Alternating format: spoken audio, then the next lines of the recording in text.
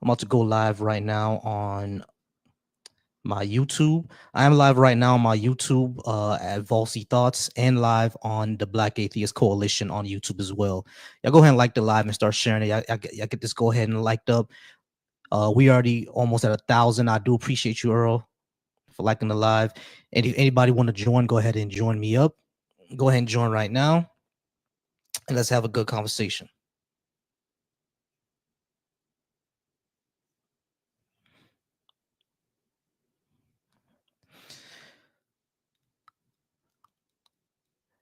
If it's dumb, Sean, go ahead and come on up and let me know why. Matter of fact, I'll invite you up.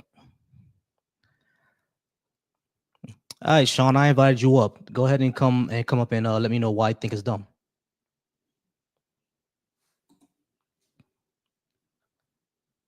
Because I can prove why I think so.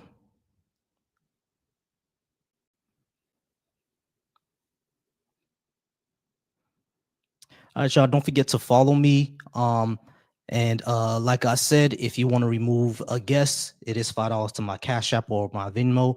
Typically my Cash App, that's what I'm signed on. But y'all come on up and let's have a discussion. And we could talk about why I think I have better morals than Yahweh. And the reason why I think I have better morals than Yahweh, and I think you have better morals than Yahweh, is because Yahweh condoned or commanded all of these, or at least he caused it, especially needless suffering. Hey, Malene, how's it going? I do see people, everybody joining up right now. I do appreciate y'all joining. We already at close to 2,000 likes, 13 people in here. Y'all go ahead and get in here. Y'all go ahead and start sharing. Y'all go ahead and start liking the live so we can go ahead and have a good discussion. So there are plenty of verses in the Old Testament of, I'm all right, Marlene. There are plenty of verses in the Old Testament of Yahweh either condoning or causing these to happen. And he even commanded this to happen. This one right here, Geoside. He even commanded it for it to happen. So these are the reasons why I think I have a better morality than Yahweh, and I think you do as well. And I can actually explain what my morality is if anybody wants to come up and actually talk to me about it. We got 56 people in here right now. I know all y'all don't agree with me. It can't be all y'all who agree with me. Y'all, I don't know. I know all 60 of y'all don't agree with me. So someone's here who don't agree with me, and I want you to come up and talk to me about it. Yeah, I ain't just here to see my chocolatey handsome face. Well, my wife is. My wife is. She's here. She's here to see my chocolatey handsome face. But y'all not up here to see my chocolatey handsome face. Yeah, y'all up here to actually have a debate with me. So if you think I have, babe, why you laughing? Come on, y'all got my girl laughing back here. Why you laughing? You see, that's what y'all did. I got my girl laughing. All right, but yeah, I know y'all not all here to see my chocolatey face. There's 100 of y'all in here right now. Yeah, I ain't here just to see me spout, random nothingness into the ether. Am I a true Hebrew? What is that? I don't know what you mean by that. Am I a true Hebrew? If you're a Hebrew Israelite, I don't agree with y'all either. I don't think black people are the original Hebrews. That's nonsense.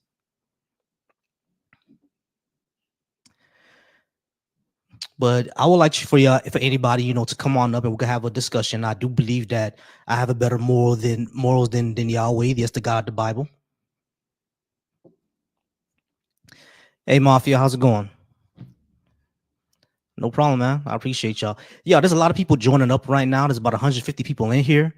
I do know not all of y'all agree with me. So if someone disagrees with me, go ahead and hit that guest request and come on up. I already invited one person up who told me that my prompt was stupid, but that person didn't want to come up. I guess they was afraid of actually having a discussion, which you shouldn't have. Y'all shouldn't be afraid to actually have these discussions, y'all. I actually don't mind going over to the Christian side of TikTok and talking about it either. The only reason why I don't is because they don't really control the conversation. You know what I mean? And I like to have my conversations controlled. Have like to be a back and forth. I talk, you talk, I talk, you talk instead of continual interruption. But in case anybody wants to come up and discuss this and have a productive conversation, Yeah, Mafia, not a problem. Not a problem, Mafia, because I hear that all the time. I hear that all the time about us black folks being the original Hebrews and stuff like that. It's like there's no archaeological evidence that shows that points to that, especially if you're from Western Africa. Like the black people who live on this side of the world, you know, descendants of African Americans, descendants of Haitians, descendants of Jamaican people. If you're from the Caribbean, a black person from the Caribbean, the United States, South America, your ancestors were from Western Africa. All right, we're not from Eastern Africa. Perhaps the Ethiopians, many of them are descendants of the original Hebrews, but not us from Western Africa. From us from Western and Central Africa, we're not their descendants, y'all. There's no genetic information for that. There's no archaeological information for that. There's no anthropological information for that. None of that exists. Like the languages that existed in Western Africa, they existed way before Semitic languages. So it's like it's I don't know. Anyway, I do got a guess finally. All right, I'm bringing up Orion. I hope I pronounce your name right. Hello, How's it going? Your name is Orion. Orion. Yeah, How's it going, man? Are you over 18 for TikTok purposes? yeah, I am. All right. You believer in the Bible? Well, does it have to be Bible or just God? Oh, we could go by yeah, well this is really more of a biblical one, but yeah, sure. Uh, If you believe in God, but does that God is that God tied down to like any type of tradition or just yeah, a I'm generic Muslim. God? I'm Muslim. Oh, you're Muslim. Okay, yeah, well, yeah, it's the same one. So yeah, I have better morals than that one. You disagree? Yeah, I disagree with that. Why so? Well, first of all, morals have to be objective, right? No. So, well, okay, I'll give you example. Okay, here it is. You listen to it. Okay, Hmm. if evil is real, then there must be good. Good must be real also. Do you agree with that statement? If evil is real, good must also be real. Do you agree with that statement? For the sake of argument, I'll No, no, agree no, with it. no, no, no, no, no. Not for the sake of argument. Hmm. Do you agree with that? No. Okay, so if evil is real, then there must be also good must be also real. Do you agree with it? No. So wait, what do you so wait? Do you even understand what I'm saying? No. That's the Okay, thing. okay. Now okay, makes sense. Okay, I'll say it again. If evil is real, then good must be also real.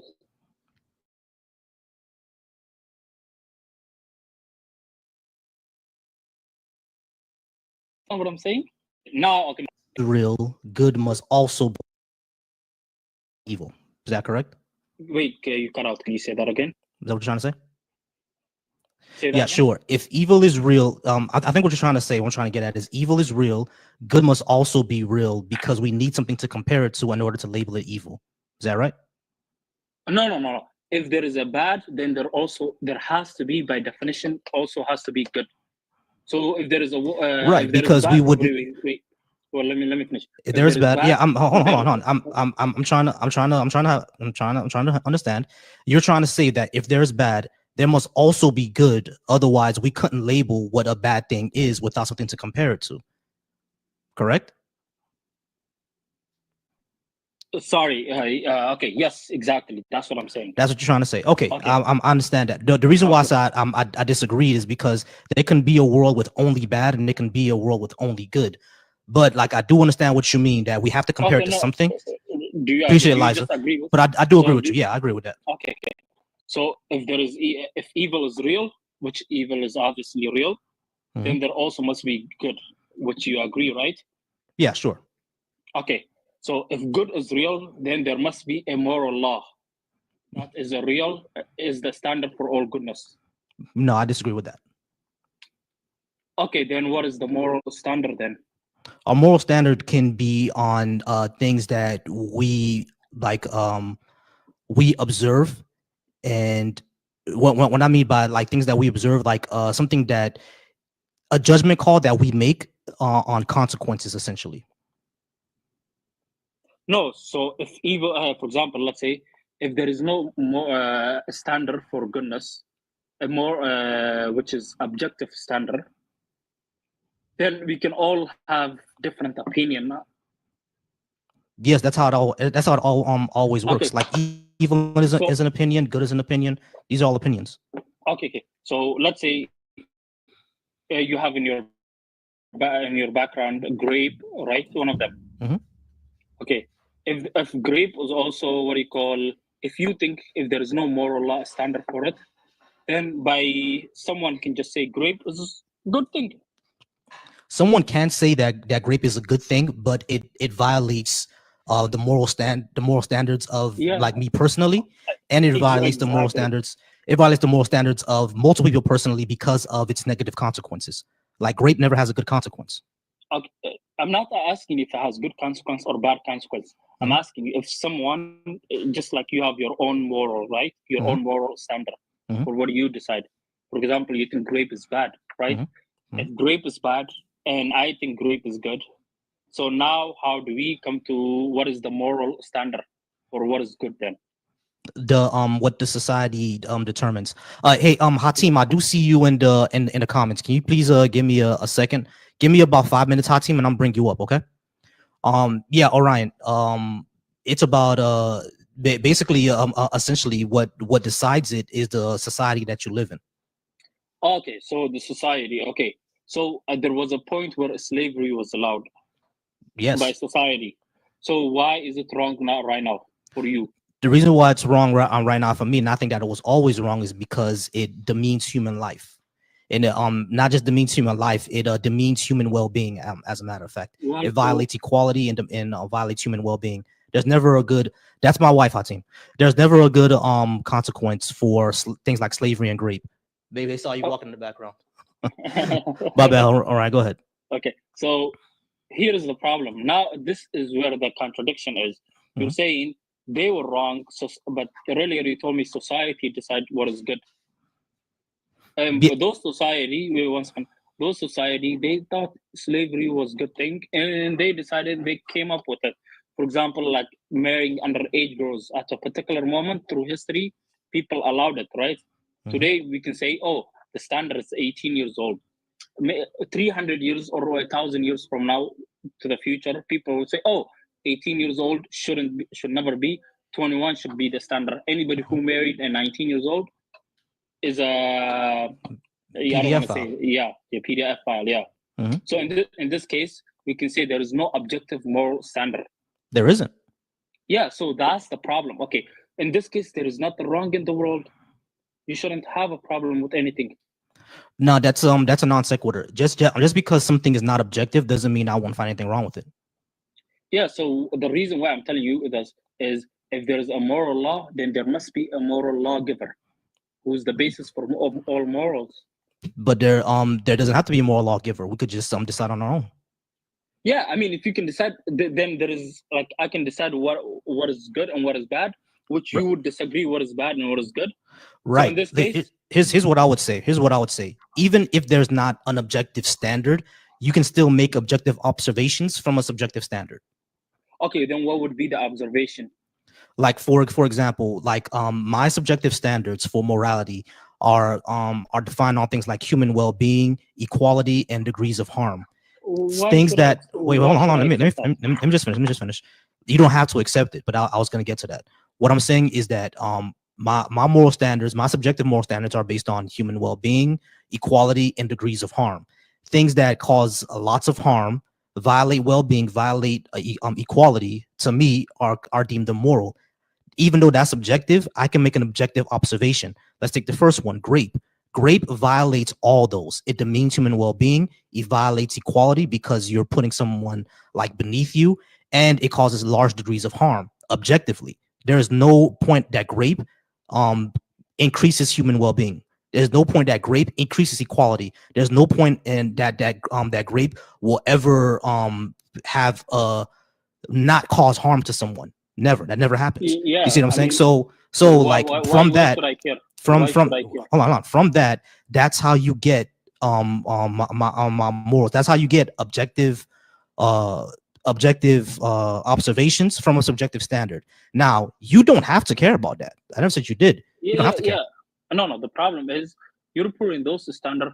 If I say, listen, oh, maybe graping is good for me, and whenever I can get woman, if they refuse me because they decided to go against my moral, and then I should just force them, use my free will to exercise upon them. That you'll be violating equality, so that'll be immoral to me. Yeah, I mean, like, Give me 1 second. okay. Like you don't have to. No, that's what I'm saying. You don't have to care, but you're gonna run afoul of like basically the society at large, because like I said, society is the one that decides. Now we can disagree with any society.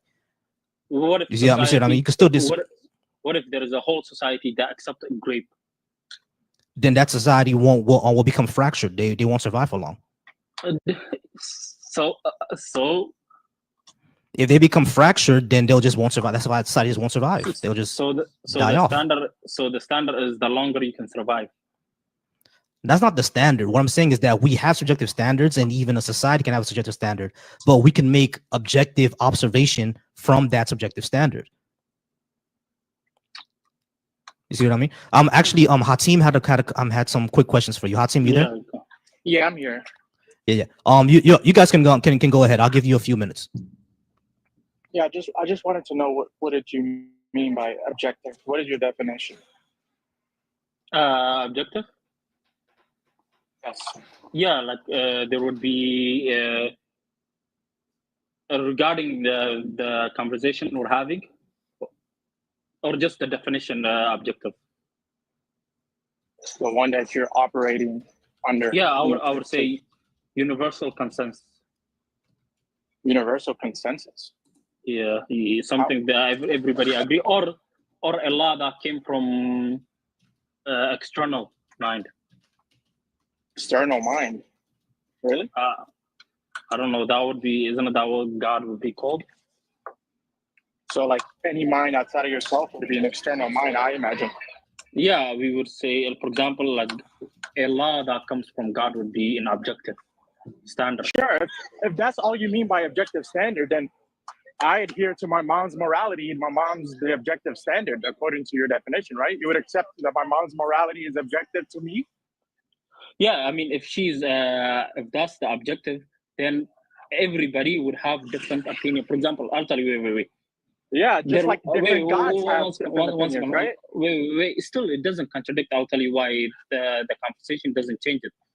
When did I say it contradicted anything? No, I mean, like, still, guys, give me 1 second. Give me 1 second. I know this is impassioned, and Hatim, like, I'm, it's cool what you're doing. Just let him go ahead and finish off, so we can get a better understanding of what he's trying to say. That sound fair? Sure. All right, gotcha. Yeah, go ahead, Orion. So we need to have a reason why, like, grape or many things, why they're wrong, and those there has to be like a moral law that is a standard for all goodness, all good things. And if there is a moral law, that must be a moral lawgiver also. If there is a moral law that's a standard for all morals, goodness, then there also has to be a moral lawgiver, which is the basis for all morals, you would say. Wait. Moral lawgiver means moral law means that there's a moral lawgiver. Yeah, and which would mean what's God. wrong? Why must the moral lawgiver be some God versus like me or you? Given we have some moral laws that we consider. What's wrong with that? Yeah, well, me and you, we can never come to one objective standard. What? No, there's not. Let me just explain something to you. When we're talking about morality and whether or not it's objective or subjective, we're speaking in philosophy, and the topic is called meta-ethics. In meta-ethics, objective means outside of a mind or a stance, independent of a mind or stance. Subjective means mind or stance dependent. Do you follow so far? Yeah. Okay, so your definition is not really typical, but even if we worked under it, I've already shown you how, like, in that case, there's multiple objective moralities, even as long as it just doesn't come from your own mind. Yeah, so, I don't think I agree with your definition of objective. What I mean, I just never had. I don't know how to put it in. But I would agree that definition of objective. That's what I meant by objective. Oh, okay. So given that objective means outside of a mind or stance, and you said that God is an external mind, God's preferences for morality wouldn't be objective according to your own standards. The things that you agree with, right? Yeah, I would say God's morality is objective. Why would you say yeah and then say the opposite of what I just said? That's I confusing. thought you said subjective. Yeah, I said God's morality wouldn't be objective because God is a mind, but you agree to the definition of objective. No, I just you agree to the definition of objective. No, you said. Wait, Hatim, let me repeat the definition, since you might have agreed to it too quickly and didn't really digest it. The definition was outside of a mind or stance. Stance or mind independence is what objective means. God, you've already said in this conversation, is an external mind. So it is a type of. Can you explain what does external mind mean? Again? Well, it doesn't matter what an external mind means because it is a type of mind, don't you think? Right? External is a prefix. A mind that's not dependent on anything. I didn't say it was dependent on anything. Okay, I said go ahead. It is a mind, right? And a mind giving any type of moral facts is not going to be objective by definition of what objective means that you already agreed to, which is mind independent. So morality dependent on the mind of God is not objective. No, the standard and the basis are objective, would be objective. You're just equivocating now. You're just using a different definition of objective, but you already agreed to the word objective means independence of mind. You agree God is a mind. How can you be independence of mind as God? Orion, give me 1 second. Orion, are you really like understanding the concern that Hatim's bringing up? Because it was something that I was going to bring up as well. It's essentially, if you're saying that all morals like basically depend on God, but something objective is mind independent and God is a mind itself, doesn't that mean that morality doesn't depend on God either? Wait. Just because God is independent doesn't mean God can contradict his morals. For example, no one said anything like that. Let me just finish. I'm telling you from what I understood Hatim's position. Hatim, okay, when he says like God is a mind. Yes, God is a mind. God is a being that's intelligent. That comes all good from him. All good sources are from him. So in this case, we will say all good standards and bases are from God. Okay, but here's the concern. If morality has to be objective, and something objective is mind independent, if God is a mind itself, then morality has to be independent of God either. So, and if you're gonna say that morality in of itself depends on God, that makes morality subjective. If it doesn't, then the morality doesn't require a God. So which one is it? Yeah, like I explained to you that all good comes from God. All good comes from God. Let me try this way. Let me just finish. I'll make it as simple as I can to explain my position from what I understand. All good come from God. Okay. So, and the basis for all good, to understand what is good and what is bad, is God. So God tells us what is good and what is bad. And without God, there is no standard or basis for to know what is good and what is bad. Then we would all just say we can choose, oh, this is bad, this is wrong, this is good, this is bad. Okay. What I'm saying, and I think what Hatim would also agree with, correct me if I'm wrong, Hatim, is that if that's the case, even in your situation, morality is still subjective because it depends on whatever God says. Yeah. So I'm saying whatever God says, it doesn't mean it becomes subjective. It is subjective because it's subjective to God. My bad, Hatim. Go ahead. Wait. Yeah, Orion, you agree that subjective means mind dependent, right? Mind dependent. Can you explain what does that mean? Mind dependent. That means something is subjective. If somebody thinks something and whatever that thing is, it's only true because somebody believes that. Okay. So, for example, I like vanilla ice cream. Vanilla ice cream is the best flavor in the world. The fact that vanilla ice cream is the best flavor in the world is only subjectively true. Thank you for the Based suggestion, Justin. based on my opinion, Yeah. right? Yeah. Okay, so you agree with definition of subjective.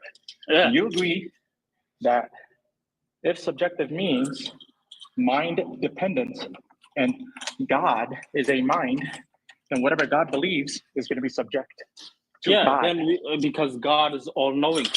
That's why. Pause for one quick second, guys. Pause for one quick second. Appreciate you, Hatim. Appreciate you, Orion, for being up here. We do have a few more minutes left. I do appreciate you both being up here. I just want to make a quick announcement. I do appreciate the subscribers. Thank you, Justin, for subscribing. I didn't see the other subscriber, but I appreciate you for subscribing. I do have a gift goal up. Let's go ahead and hit up that gift goal. And we have about 5 more minutes with Hatim and Orion. Go ahead and gift the panel as well if you enjoy anything that they're saying. I think Hatim was on you. Go ahead and finish off. Yeah. So the end of what I said was, you believe that God is a subject because God has a mind. God has beliefs. Whatever God as a subject derives or whatever their beliefs are is going to be subject to God. Therefore, what God wants to be moral and the believes is to be okay is subjective to God. Yeah. Right? Because God, because I'm saying the reason why God has to be the basis because God is the all-knowing. Do you understand what I just said? Because you're like talking past it. I said the morality that God wants or that God demands of others is going to be subject to God. God is a subject because God has a mind with preferences. So it cannot be that God's morality is objective since God is a subject. Right. That's what we're trying to say, Orion. Like if I don't see the problem with this still. Okay, you don't see the problem. I understand that you don't see the problem. What me and Hatim are saying is that even under your worldview, morality is subjective because God is the subject of that morality.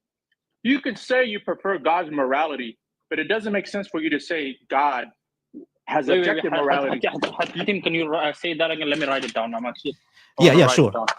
Sure. What myself and Hatim are trying to say is that even under your worldview, morality would be subjective because Allah is that subject. Okay. Morality is subject to him. So morality would be subjective. You can say that, I think what Hatim was trying to say, you can say that you prefer his morality compared to ours and humans' morality. I would disagree. I prefer our morality, but it would still be subjective. No, I wanted to Hatim repeat earlier what he said. Yeah, I think we could just make things clear by giving the definitions first, right? So just repeat it. Since he has a guest, I'm saying just right. Yeah, so to be clear, right? God is a subject because God has a mind. God is subject. Has or is a mind, and whatever preferences derived from a mind is always going to be subjective. Okay, God is a subject because God has a mind. It has or is a mind, and whatever derives from a mind is always going to be subjective.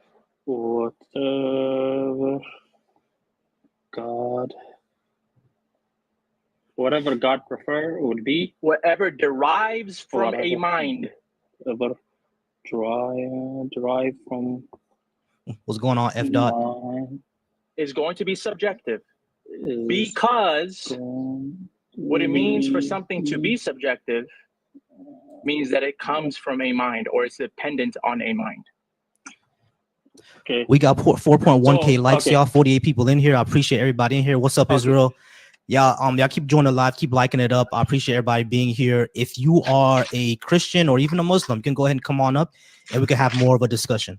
Orion, do you understand what Hatim's point was now? Yeah, let me just repeat. God is the subject because God has or is a mind.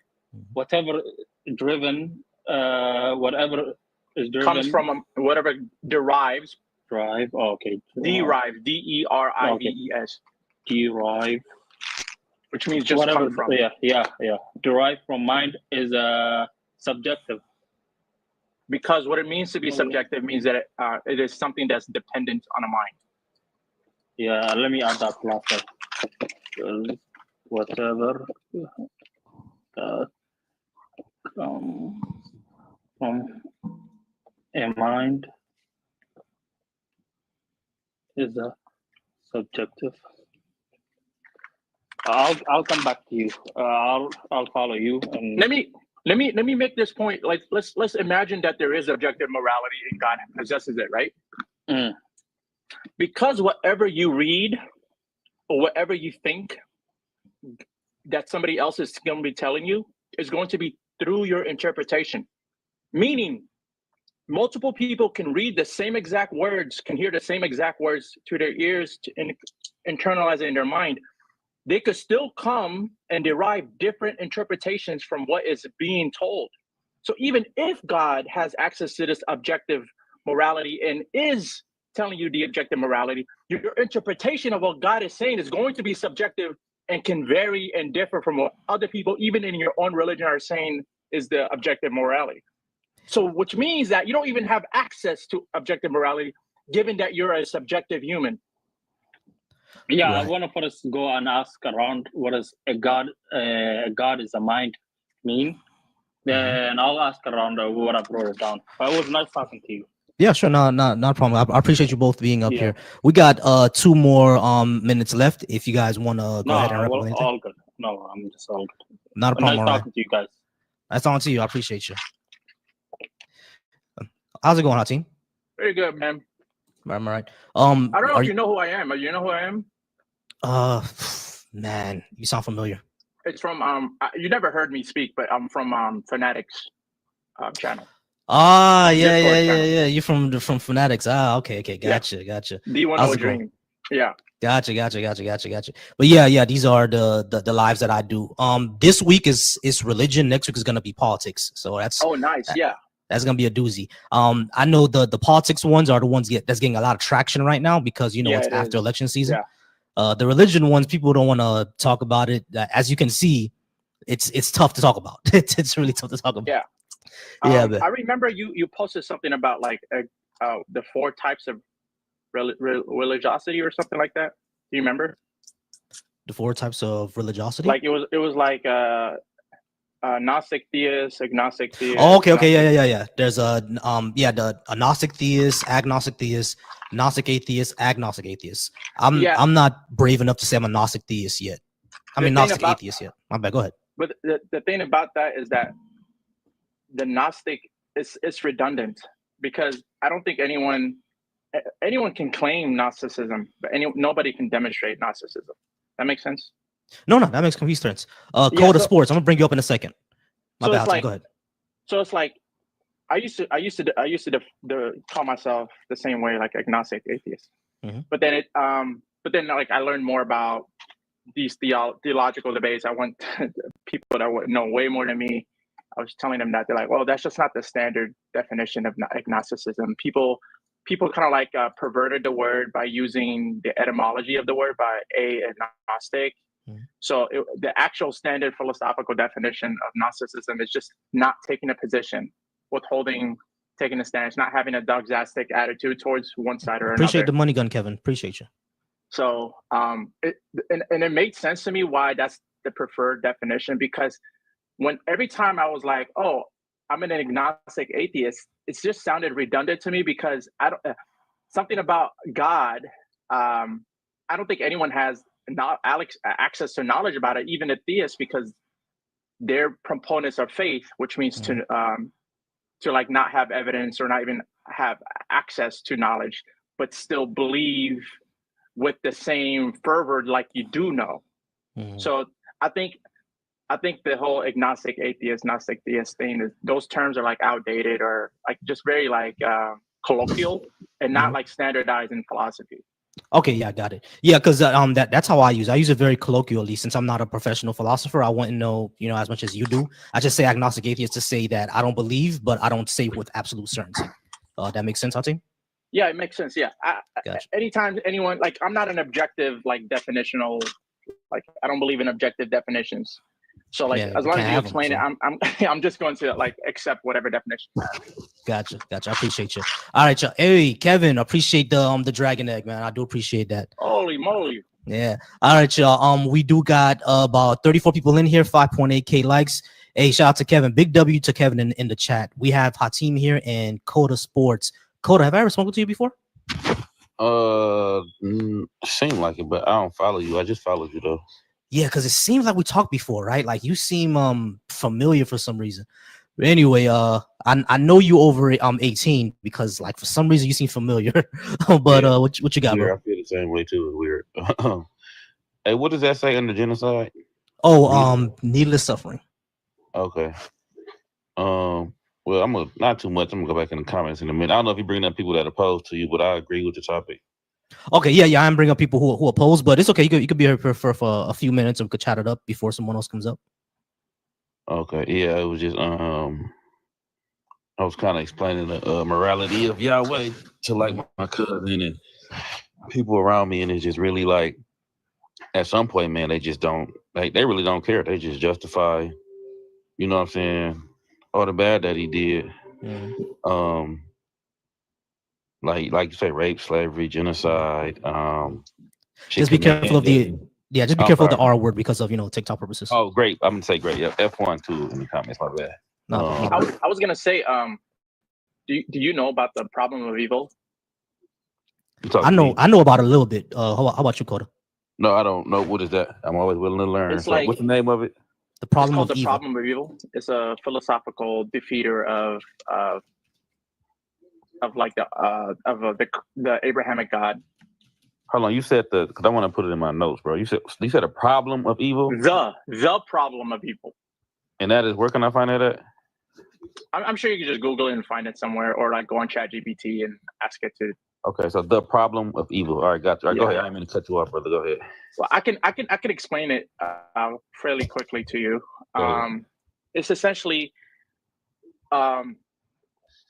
if God is all knowing, all good, and all benevolent, it would mean and all knowing, it would mean that God, being all powerful, cannot have any desires, cannot have his actions or wants. If God, let me just re-clarify. If God is all good and all powerful and all knowing, it means that whatever God wants to happen will happen. Right. Because if God is all powerful, that means there's nothing that can stop him. And if God is all good, that means God would create the best possible world with all goodness in mind. Meaning that it should be the case that there is no evil, right? Because some evil means not all good. So if there is evil in the world and an all-powerful God, which nothing could stop from his desires being actualized, and he's all good, it means that one of two things. Either what we think is evil actually isn't evil according to God, or that what we see as evil is evil, and God loses any of its omni properties. It's either it's not all powerful because apparently there's evil and there's something that's stopping God from creating all good. He's not all good because even if he is all powerful, there's evil. So maybe he doesn't care about some evil going through. Maybe he's mostly good, but not all good. Or he's like non-omniscient, meaning he can't really know what the best decisions are because he's making some mistakes or whatever. And yeah, so those are the things. That's the problem of evil, which defeats the omni-property God that Abrahamic religion, especially Christians, would like to say that their God has. Yeah, Christians always say that their God is. I'm pretty sure you heard the saying before. Well, we've all heard the saying before. God is good, and what do we all say? All the time. Yeah, that's black people's favorite. Yeah. That's a black thing. We all heard that before. You know what I mean? But so they always say that God is all good. God is all knowing. They'll tell you that. They'll be like, why am I going through this? Your auntie always say, yo, God knows, sugar. She's always gonna tell you that God knows why, because God is all knowing and that God loves everybody, right? But if God is good, if God is able to prevent evil from happening, then he's not, and it still happens, then it means he's not able. You know what I mean? So it's except for Candace Owens, mega mega success. Except for Candace Owens, definitely. You You know. don't even know that, bro. I was like, what? And on that point too, not to get like too too personal, but I think about 2 years ago, man, my wife had a stillborn. I'm sorry to hear that, bro. Yeah, and it was like a rough time. We was planning for it. She had two miscarriages before that, so this one was, she was like 7, 8 months in. And we was in the hospital, and she still had to have a baby. And I kind of snapped on her family because her mother and her aunt they kept saying, well, Jehovah just wanted, this what Jehovah wanted. This what Jehovah, and they kept saying it, right? And then kind of like the second day when they said it, I couldn't take it, bro. Like I'm like, will y'all please quit saying that? Like what do you mean? Why would Jehovah want Want me to to suffer? unalive my Yeah. son, that's not here before he even get here and make me suffer? Well, maybe, and then her aunt said some dumb shit like, well, maybe if Jehovah know that it might have came into this world, and then it could have been slow, or it could have been this and that, blase blue or something. So I'm saying, also, so he predetermining how it's gonna be. So I'm like, so why the fuck was Charles Manson born, or why the fuck was Al Bundy born? Like, let's talk logical. Like, why was all these goddamn serial unalivers born? Like, why he allow that, but he didn't allow my son? And it was like, I hate when people say stuff like that, man. It's like, It gets to you. Yeah, it really gets to you because it's like the same thing happened to me when when I was 17, right? I was 17. I was 19. I was 19. One of my best friends, he passed away on New Year's Day. You know what I mean? Right after we came from church on New Year's Day, he passed away. oh, well, You know what I mean? So yeah, man, it was a car accident. And it's like at the funeral, like I felt so uncomfortable because the youth pastor started, doing the altar call, calling people to God and stuff like that. right. And then he said something that made me feel so uncomfortable. He said, "Now we know why God had to take Kevin to bring all these people to the Lord." I'm like, he couldn't bring all these people here without, taking my best friend away. Yeah. Yo, that's crazy. Yeah, it's like that is insane, yo. I was like, man, it made me so uncomfortable, but I didn't want to call him out at that point. I didn't want to come out at that point. Yeah. Hold on, y'all. Let me go ahead and block this person being racist in the Yeah. comments. Give me 1 second. I was gonna say something about that, but yeah, that's actually insane what he's doing. Yeah. I see stuff like that all the time. Nah, no worries. So let me ask you a question. So what is your stance as far as a creator, or like, are you guys spiritual? What do you mean? Like, what's your stance? Are you atheist? Like, what's your stance? Like, do you believe in a higher intelligence or higher power? Well, I'm agnostic because people have different God models. So I'm an atheist to some gods, but agnostic to all gods. Let me ask Some you this. gods. Not to cut you. I'm sorry, brother, to cut you off. Because I just started studying like last year. I'm kind of like coming to my understanding like last year. So I'm kind of still like a novice. So what is actually, if you could break down, what is actually a Gnostic? Agnostic just means not taking a position. So not taking religion on any God? So there's a position that says God exists, and there's a position that says God doesn't exist. An agnostic is somebody that withholds taking a position on one or the other and says God could exist, God could not exist. I don't know, or I'm not sure.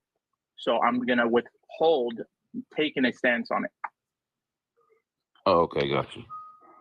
So agnostic atheism, atheist would be, what would that be? That would be someone like me, like where I say, as far as God existing, I do not know. Just like Hatim said, I'm not gonna take a position on that. But the question is, do I believe in one? Is a no. You know what I mean? That's the atheism part. I don't actually believe in one actively. But if you're gonna ask me straight up, does God exist? I'm gonna tell you I don't know. But if you're gonna ask me, do I believe a God exists? I'm gonna say no. Okay, that's cool. What about you guys in any type of spirituality, like ancient Kemet or? Yeah, I'm Haitian, so I research a lot on Haitian voodoo, on West African voodoo, on Jamaican Obia, on Santeria, on Louisiana voodoo, stuff like that. I look a lot into African traditional religions, because that's what we were doing before, we got into Christianity and Islam. Like before, right now, I said Muslims. Right now, Somali and Muslim is like interchangeable. Every Somali is a Muslim, every Muslim is a Somali. You know what I said? So it's like it's so interchangeable right now. And the thing is, Somalis were doing something else before Islam. Islam didn't come on the picture until like 600 AD. If I'm right about that. So they were doing something else before that. You know what I mean? So it's like I like to research into stuff like that. What were we doing before we met, outsiders? You see what I mean? Yeah, for me, I'm not a mystic in any sense. I don't believe in mysticism. No spooky shit at all, huh? Nah, I do like to look into voodoo though, because I just found, when I didn't find out that the other day, but like I've been looking more into like around Halloween time. Here we have trick-or-treating on November 1st and November 2nd. Both Haiti and Mexico have the Day of the Dead, where people like talk to their ancestors and stuff and dress up in skeleton face paint. It's a whole festival. You know what I mean? And it's actually pretty beautiful, man. Like you see people in purple robes and stuff like that, because one of the crossroads deities in Haitian voodoo is Brown Samedi, and he basically takes all the spirits on Saturday. That's why they call him Brown Samedi. You know what I mean? So it's Samedi means Saturday in French. So he takes all the spirits on Saturday, and he like brings them to the afterlife. And you can he has a whole family. He has a wife, he has kids, he has brothers and sisters. There's a whole family. They call it the Gede family, and their color is purple, and the drink for them is rum. You know what I mean? So you can leave it out for them at night. You can leave them pork for them to eat, stuff like that. Yeah, I mean, it's a way to venerate your ancestors. It's a great ceremony. It's a beautiful ceremony. But of course, Haiti being like 80 to 90% Roman Catholic, they're all gonna say that it's like demons and shit. Yeah. Haiti is a huge Roman Catholic country. Damn, I didn't know that. Yeah, but the archdioceses are never there. If you ever notice this, you know what I mean. It's like the Catholic Church has like what, billions and billions of dollars, and like funding, and you see none of that go to countries, especially in Africa and the Caribbean, that are Catholic, probably except for the DR, so my cousin was telling me to go on YouTube and look at some Roman Catholic Church documentary. I don't know if y'all seen it or something about it. I'm sorry. I was gonna say, my family practices some form of mysticism. Like my grandma, my mom are both like fortune tellers, in a sense. Like they deal cards to tell fortune, and there's like some material that causes smoke that she uses to cleanse off the demons in the house. Right. And they believe that my brother was cursed by some black magic from this Latina girl, but we're Moroccan, but and my sister beefing with, my mom is beefing with her sister, saying that her sister like casted a spell on her and stuff. So wow. To me, I'm just hearing it just sounds like nonsense to me. Yeah. The whole time I'm like, yeah, that's crazy. Wow. Like, what? Wow, she casted a spell? What? A spell? Magic? The house? Like, damn, you talking about real magic? Wow. That's what's gonna happen in the future? That's crazy. For real. Hold on, give me 1 second, guys. Hey, Darwin Waterson, go ahead and request and come on up. Don't just chat in the comments, because I did send you an invite up and you didn't come up. But if you want to go ahead and come up and we could talk about that, These people always do that. They always like chat in the comments. Free will, huh? I think probably that's what they're doing. Probably. They always chat in the comments, talk all this shit, and then when I invite them to come up, they just never come or they disappear. How much you want to bet he doesn't say anything else? Because I invited him up and he didn't say I invited him up and he's not going to say nothing else. Like, watch. Have you had a conversation with Fanatic about religion yet? That's what I'm curious about. Not yet. I haven't had a conversation with Fanatic yet, because I know he's Christian. It's not gonna go well. I tried. You tried. Yeah, I know he's he's Christian. I told him that. Yeah, we could talk about that one day. You know what I mean? But like, I'm the type of person that like I don't I'm not a huge like person to like like debate. There's a guy on here named Justin Deconstruction Zone.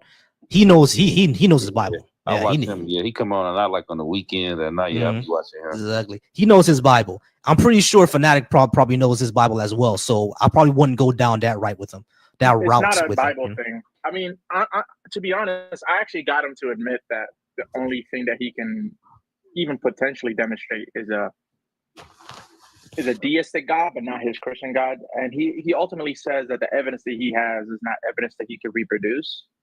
So Yeah, like, personal testimony, basically. yeah, all he has is like his right there. personal What's up, opinion. bro? He said we be But- cooking. Yeah, But yeah. then there, Just to be cooking. My bad, Hatim. Go ahead. What's I was up, gonna bro? say, to be back then was probably like 4 years ago, and I don't even have nowhere near as the amount of intelligence I have now or the knowledge about philosophy and theological debates.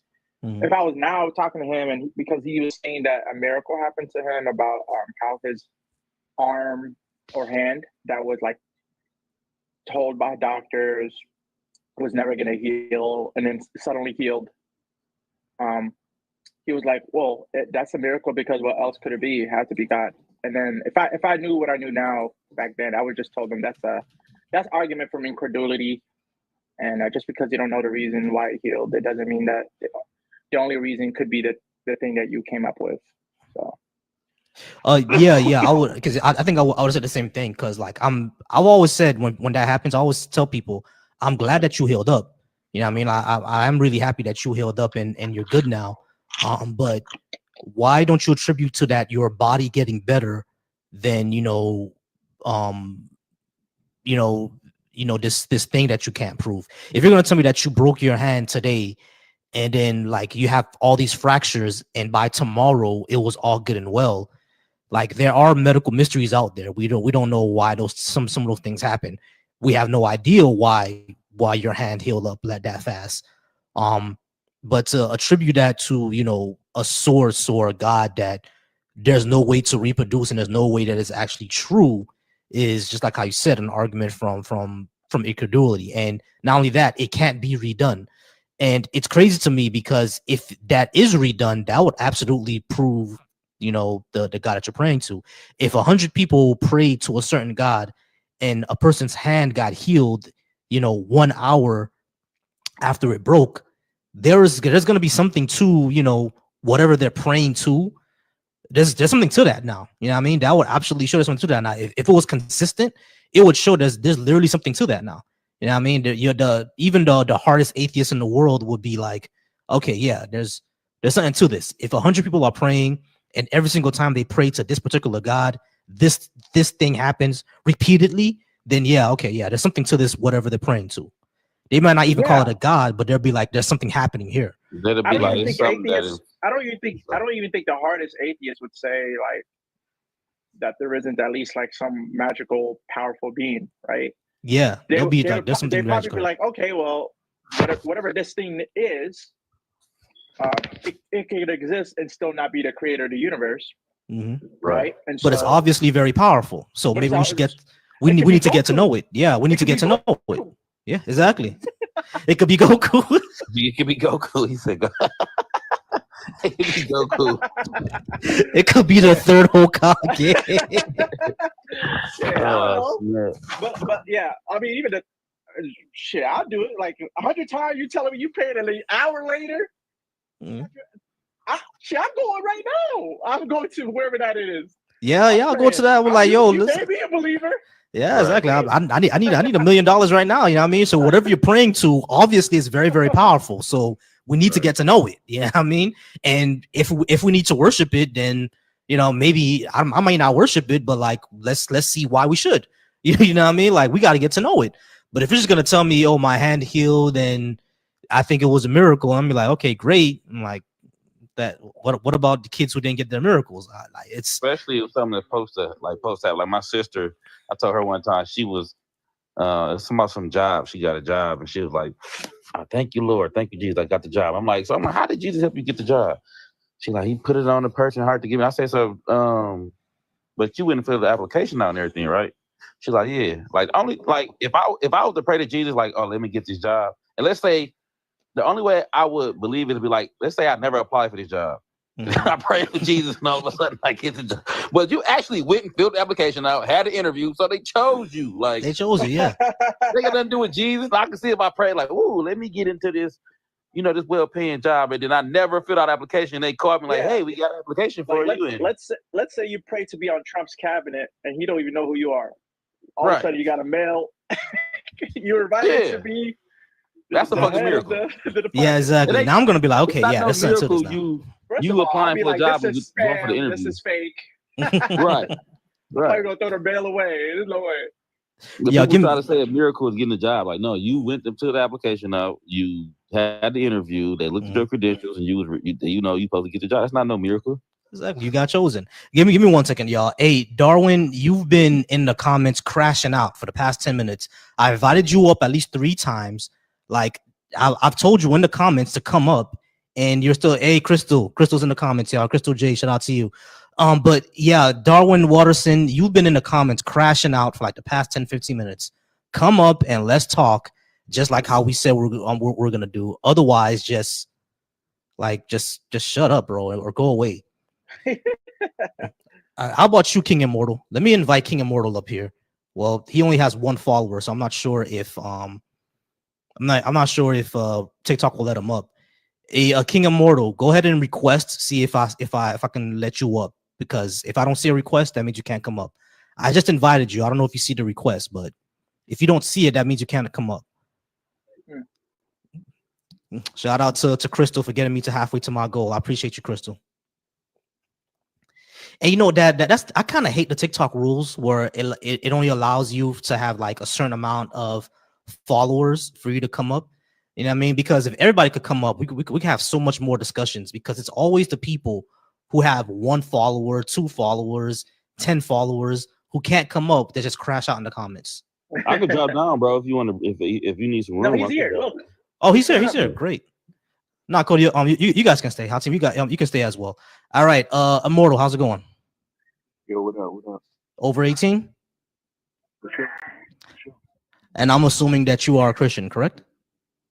Yes, I believe in Jesus Christ. All right, great. Now, you told me to keep the same energy for the other false gods. I do. I don't believe in the other gods either.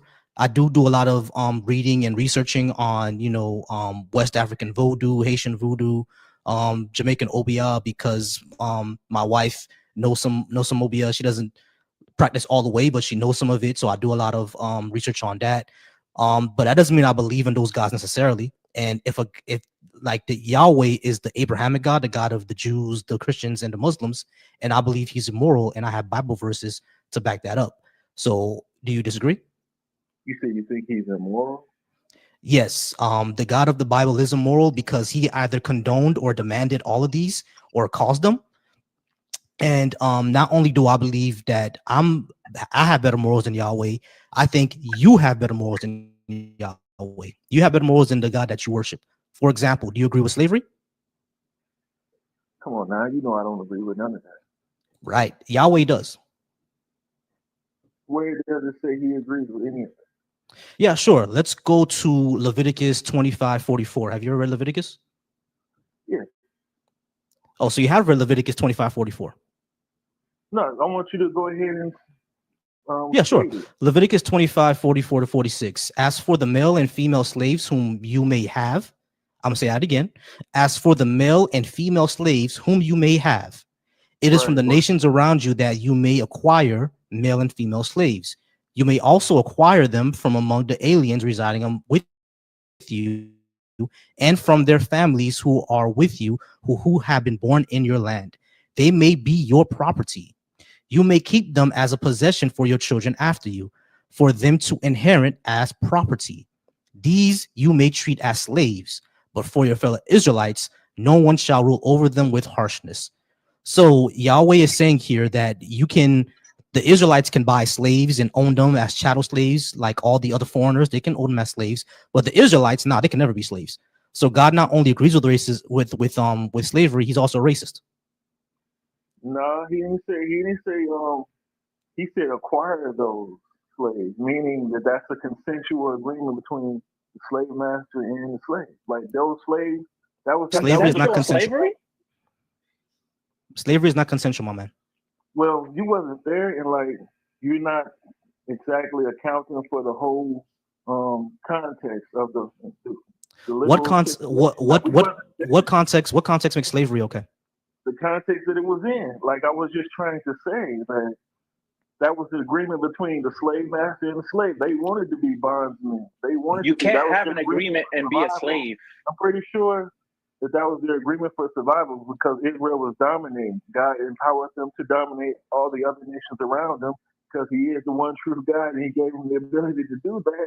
And that's why He was able to acquire slaves and stuff. I'm sure Right. those So slaves so couldn't so survive. so so God agrees They with agreed to slavery. become slaves So God, so that hold on, immortal, immortal. notice He So said, "Don't God, you so hold on, immortal. I didn't ask So you God, else. hold on, immortal. So God agrees with slavery, and He's a racist. There's nowhere does it say He agrees with slavery or racism. You just told me that He gave them the power to dominate the I others said and he acquire. was Hold on, doing wait. those Immortal. what, the slave master and the slave. That's what I said.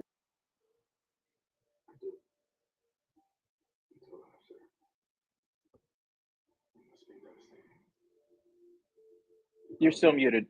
Can't hear you yet. We can't hear you. What's your You name? Can't hear just you yet. said There that. you go. Oh, you guys can hear me now? We hear you Yeah. now. Yeah. Okay, great. All right, so immortal, you just said that God gave them the power to dominate over all their neighbors, and that's why they can have slaves. That's what you just said. That's an agreement to slavery. He let them go ahead and acquire slaves. And you said that this was a consensual between the slave and the slave master. No, it wasn't, because you just said that God gave them the power to dominate over them. So God gave one group the power to dominate over other groups. That's racism. Man, I actually interrupted you, Hot Team. Hot Team, did you want to say something? I mean, he's on mute, and he probably doesn't know that, or doesn't know how to get off mute. One, and two, the the Bible is the inspired word of God, meaning that even if God didn't physically write it, So it you just is gonna should be reflective of what God wants to be said or is being said by God. So everything in the Bible is like God's words, and Leviticus 25:44-46 is pretty clear that you could get slaves from your surrounding nations, but not from the Israelites. Whether or not this was okay back then, the reason that people adhere to God's morality is because they think God knows what's best. And it would be strange to say God thought it was okay to be to have, gain, or be a slave back then and not now. Why did God change His mind? And why would we trust a God that can change his mind? Right? Like, if you're worshiping a God, you would imagine that you trusting this God so He doesn't switch up on you. All of a sudden, you're on the chopping block. So at the end of the day, whether or not it was okay then, even in your framework, clearly He changed His mind. And why would you trust the God that changed their minds on a whim? Especially on something like this. Go ahead, King. me?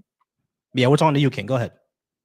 So, well, what I was saying was that, but all I really wanted to say is like, why don't y'all keep that same energy for Allah, Krishna, and all of them? Like, y'all don't say nothing about them. Y'all be We were going just in. we were just talking to a Muslim. Yeah, we're talking to a Muslim before you came in. Okay, I just got here. I didn't know that. I literally just got.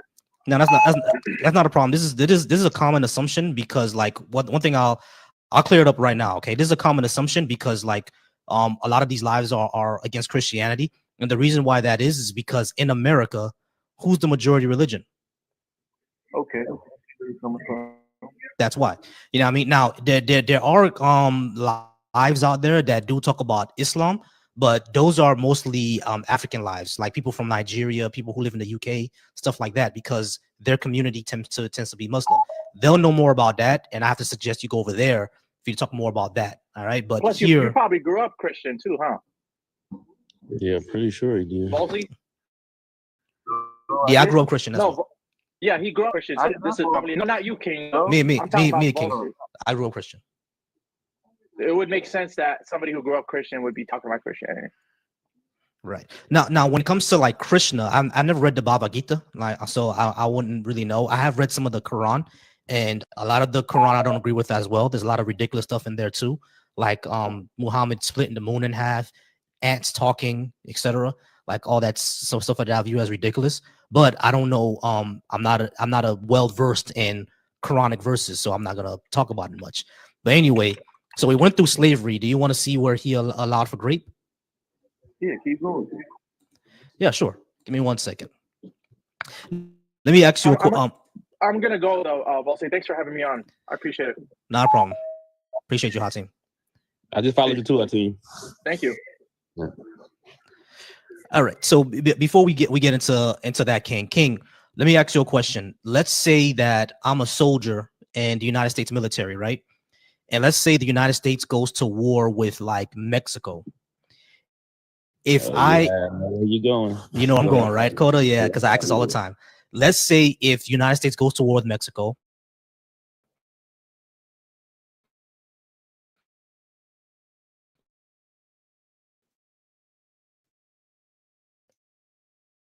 and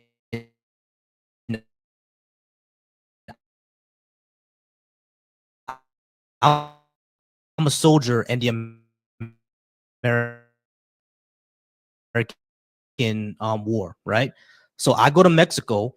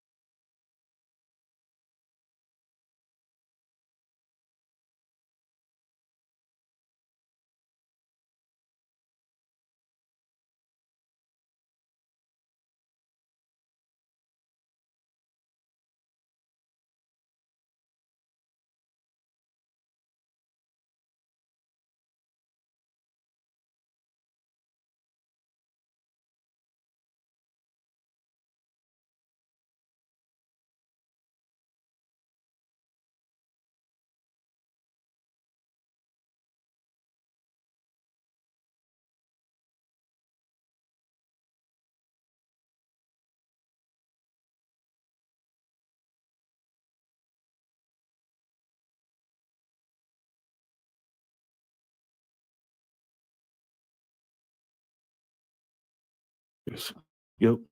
Okay, so let me ask you, why would God, you believe God's a eternal being, right? Not a physical being. Yeah, he's spiritual. So then why would he be bound by the rules of this realm? When Jesus Christ walked this earth. No, listen. I didn't say nothing about you. I'm asking Well, you. Jesus Christ is God, sir. That's what I'm answering with Jesus Christ. Listen. That's the Bible verse. The Bible verse that you're referring to, was that written in red letters in the Bible?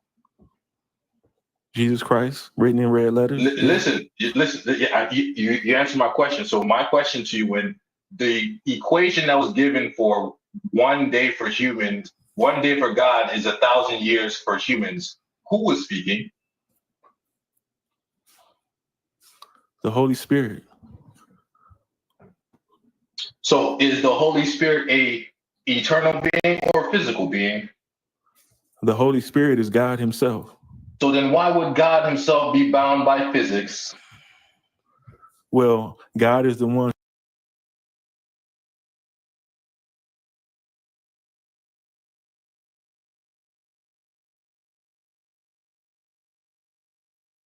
How is an eternal being bound by physics of this realm? Well, he made this realm and he set up the bounds and he set up this and that. You mean to tell me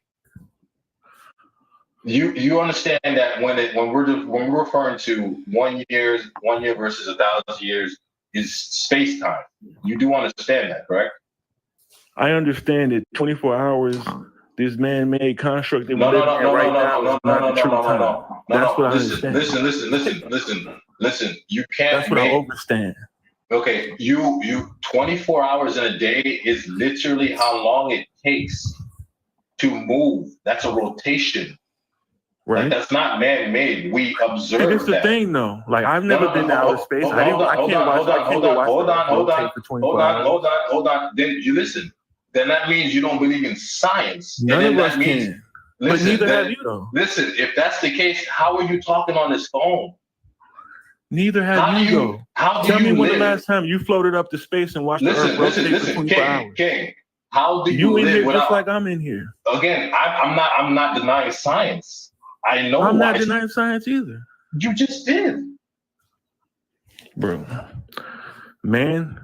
You just did. Do you not understand? Man in science. Sir, are you not tracking the words that are coming out of your mouth? You're tracking them. I don't think he is. Yes, I know. I'm not tracking. I'm stalking. I get it, man. Like y'all don't believe in miracles, and y'all just like think everything's logical with your mind. I just like to ask Christians just basic logical questions because you hopped up and said the 1 day equals 1,000 years, not realizing that space time, and then not realizing then that being is bound by physics of this realm. So if that being is bound by the physics of this realm, that would make that being flesh and blood, no? The reason why I don't get into all of that because it's really not that complicated. God didn't make it that complicated for us. We like to do that because we think we can just know the absolute truth about everything, and we can't. But we can know the absolute truth about who God is, who is Jesus Christ. That's the one thing He granted us. You're reading the Bible and I'm also having a relationship with Him right now in this very moment. I'm also doing that too. So you can call him? Yeah, I can. Call him. I literally just called him in my mind right now. Call him. No, tell him to call me. Call him on a physical phone like I'm talking to you? Yeah. Hey, call him. Come on now. See, now we're just playing. Now we're acting like kindergartners. We don't got to do all of that. That's not kindergarten. That's not kindergarten. If you're going to say, if you tell me to call someone. Yeah, if you want to have a relationship with someone, you should be able to experience them through your five senses. No. So if I call the guy right now, he answers. Listen. If you're going to have a relationship, can I answer? Can I say something? No, I'm asking you. Hold on. Let's level set first because I want to level set. if you're going to claim to have a relationship with someone, you should be able to have a relationship and experience it through the 5 senses, no? Okay, so you're setting the levels in terms of my own relationship? That's what you're doing right now. You're setting the levels in terms to my relationship, not your own relationship, but mine. So you have your own relationship, and everybody's supposed to have their own relationship? With God, yes. So then that means that everybody can have their own interpretation? That's just human nature. God, you think God don't know this? So then if I write 2 + 2 = 4 on a paper, you tell me 2 + 2 = 3? No, it will be 4, sir. Come on. This is what I'm talking. We don't have to do all of that. What I'm saying is if I call God right now, he answers me in my heart. Let me finish. Let me finish. I'll let you finish. If I call God right now in my heart and he answers me in the way that I interpret to be an answer, and then he literally answered me, but you don't know nothing about it, does that mean it didn't happen? Okay, so then let me take that point. So if I come to you and tell you that God told me to unalive your most loved one, would you allow me to do it? Bro, see, we don't gotta do all of that. No, based on listen, I'm giving you your logic back to you and asking you to that's not the same logic. You just said nowhere does me calling God harm anybody. You just, bro. So if I call God, just call God, just have a casual conversation. How's that hurting anybody? Do you want to pull the Bible verses where God advocates violence? Oh my! He already did that. You already did that, and he didn't understand. He didn't understand any of them. Okay, so he wants that part to be true. So King, hold on, King. Hold on, everybody pause. King, it's a simple question. If we all have our personal relationship and our personal interpretations of God, then what I say God told me is no different from what you said God told you. So if you said I called God in my heart and he told me that he told you that he's real and Volcy will never understand it. Cool. What if I just said, what if I told you that God also spoke to me and he told me that there's another God above him named Olodumare, who's the God of West African voodoo? Are you going to take my word for it? Sir, if I call God and he answers me, nobody gets hurt in that. God, I understand. I didn't say anything that hurt anybody. Listen to what, give me 1 second, Israel. I didn't say anything about that hurt anybody, bro. You said if you call on God and he answered you in any friendly way that let's say that he said, King, I love you. Boom, right? That doesn't hurt anyone. I understand that. What I ask you is, if I called to this same God and that God said, hey, Volcy, did you know that I'm not the actual highest God? The highest God is actually Olodumare, who's the God of West African voodoo. Are you going to take my word for it? Are you going to believe me if I said that? No, because Jesus Christ will never say that to you. Right, exactly. Why not though? You just said that we could all have our own relationship. Because he won't. Because why would he? It literally says in the Bible, his glory he will not give. Cool. So King, I'm gonna tell you the same thing that you just told Israel a few minutes ago. Are you going to dictate my relationship with God? I did. You can't, I right? didn't set the terms. You can't, right? You can't, right? Yeah, you didn't set up the terms exactly. So in my relationship with God, God told me that Jesus is his little brother, and their father is Olodumare. That's what happened in my relationship with God. Are you gonna take my word for that? Obviously, I wouldn't believe that because that's not what the Bible says. But that's not what your He said that the Bible is wrong. He said that the Bible is wrong. Like you can't have it both ways. You can't say, well, everybody's supposed to have their own relationship. I didn't say interpretation. Listen, but listen, of God, just relationship. If just think about this logically, you can't have that same principle with mathematics, but you can have that principle with wisdom. Bro, like my life experiences and your life experiences. I'm not talking about experiences. But that's what I'm talking about. Y'all going all the way over there somewhere. Listen, I'm not saying all of that. I'm asking just putting you ideas. Y'all trying to put ideas out there. You're trying to now monologue, which means that you're trying to run. Okay, so just listen. If you're going to say that you're going to have everybody's to have their own interpretation of the word and have their own relationship of the word with their God, with Jesus Christ, the one true God. So who are you to say what Jesus told the next person versus what they told you. So, is the okay, point. so let me answer that. So in the Bible, it says if people come to you with ridiculous claims, all you got to do is match it up with the word. If it don't match up with the word, that's how you know it's ridiculous. And you So know it's really then, so serious. then, so then, But if when it does the match up with the so word, then the word is the one setting the standards in the okay, all for the right. So relationship. so then the ridiculous claim would be, hey, God told me that the entire planet's about to flood, and He told me how to build a boat. Get in this boat. Would that be a ridiculous claim? That definitely does sound ridiculous. But it came directly from God. So But he then, didn't. but again, my question to you is, would that sound like a ridiculous claim? Yeah, that would sound like let me a get back on ridiculous here in a claim, minute. and it also didn't happen. Yo, let me get back on here for a minute. I got to get off for a minute. I'm gonna get back on. Is that cool? Yeah, man. Go ahead, man. You got it. All right. Yeah, I think you got kicked me. I don't know how to get down. So I got to disconnect them, and then you got to come back. Kick me out. I can't get off. All right. So that was a very frustrating one. One thing that I don't like is Christians will antagonize you. And then when you get upset that they antagonize you, they ask you, why are you upset? And I didn't do anything to you. Yes, you did. All right. When I told him that I wasn't Christian anymore, I stopped being Christian when I was 29. He assumed things about me. First, that I had to forgive myself, which meant I did something wrong, which he had no reason to assume. And then he assumed that I was going through something, which he had no reason to assume. Which goes against his two things in the Bible, like you said, bearing false witness and being judgmental. Both things. But that's their go-to move. Like I've talked to so many Christians, and once they realize they can't speak to me about their word, or they don't understand their full Bible, they go to, were you hurt as a child? Did someone hurt you? Bro, no, man. I grew up in a nice middle-class family. My mom and dad, I'm good. Bro, nothing happened. I learned. That's what happened. That's why she read the Bible. Yeah, I always say the exact same thing. Like, nothing happened to me, yo. Like, a lot of my fondest memories actually came from church. You know what I mean? My best friend, I was at one of my best friends. I was the best man at his wedding. He's gonna be the best man at mine. Like, he's still in church. I met him at church. You know what I mean? My first girlfriend came from church.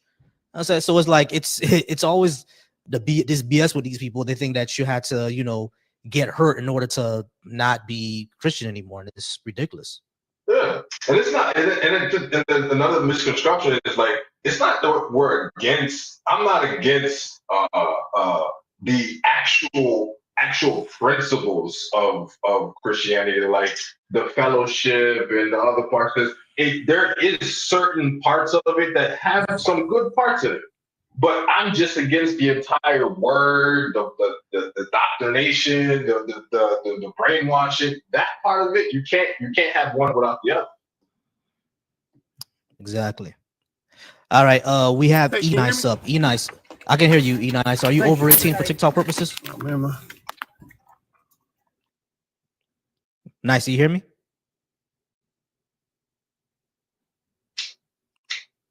Yeah, I can hear you. Can you hear me? Great. I can hear you. You over 18? Nice. All right, got you, E-Nice. Are you over 18 for TikTok purposes? I don't know why you can't hear me, man. I can hear you. Can you hear me? Okay, good. Yeah. Just a quick question, man. What made you disbelieve and stop being a Christian?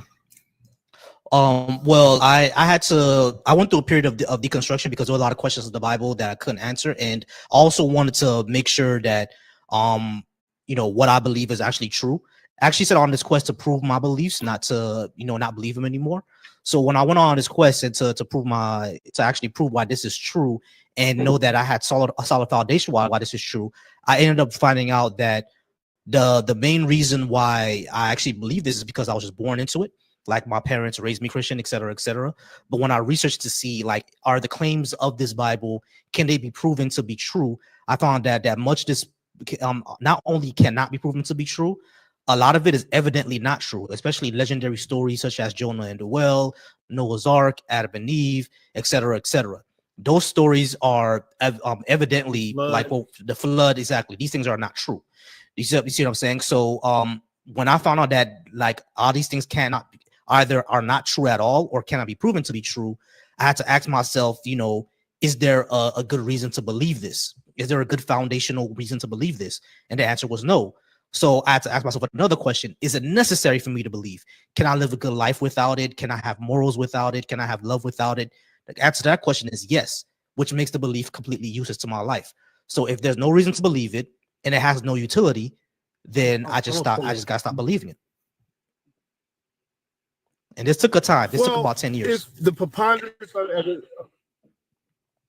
so it's over a period of time that you basically went on a quest to disprove what it is, or to search out if what is being said is actually true. That's that's what you wanted, the evidence, right? Of things that let me just correct you on one thing. Taught to you. Let me just correct you on one thing. I didn't go on the quest to disprove it. I went on the quest to prove it, to find evidence for it. No, I didn't. Okay, well, in any kind of research or any kind of finding that anyone wants, right, you have to go on some criteria. Okay, historical, okay, literal historical actual accounts, right?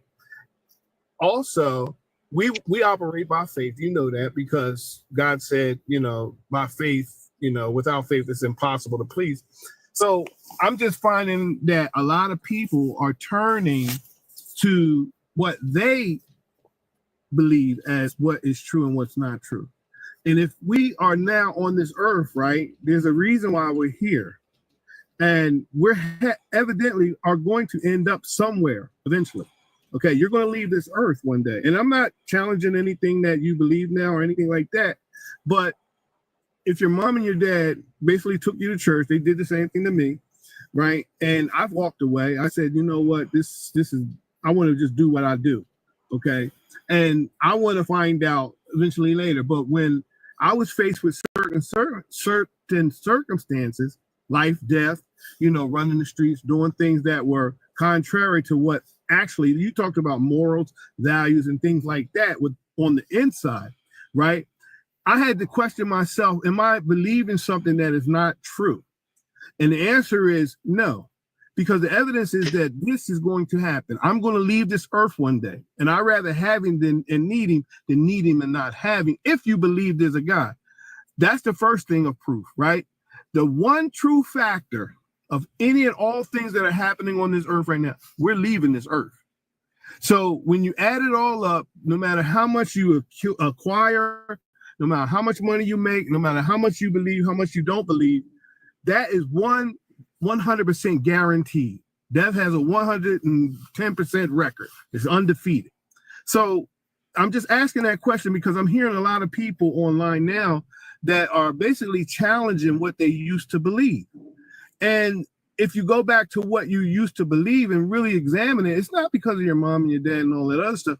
Like you said, you had to search out some things. So I just wanted to get a perspective on, like, because every TikTok that I'm going on, everybody's talking about God, be it positive and like I know him, or negative, or no, I ain't gonna say negative, but in their belief, they're basically going contrary. So I'm just trying to figure this out. Why is everyone talking about God? Okay, be it whoever you might presume is God. Why is everybody talking about this guy? Because go ahead. I want to say, like,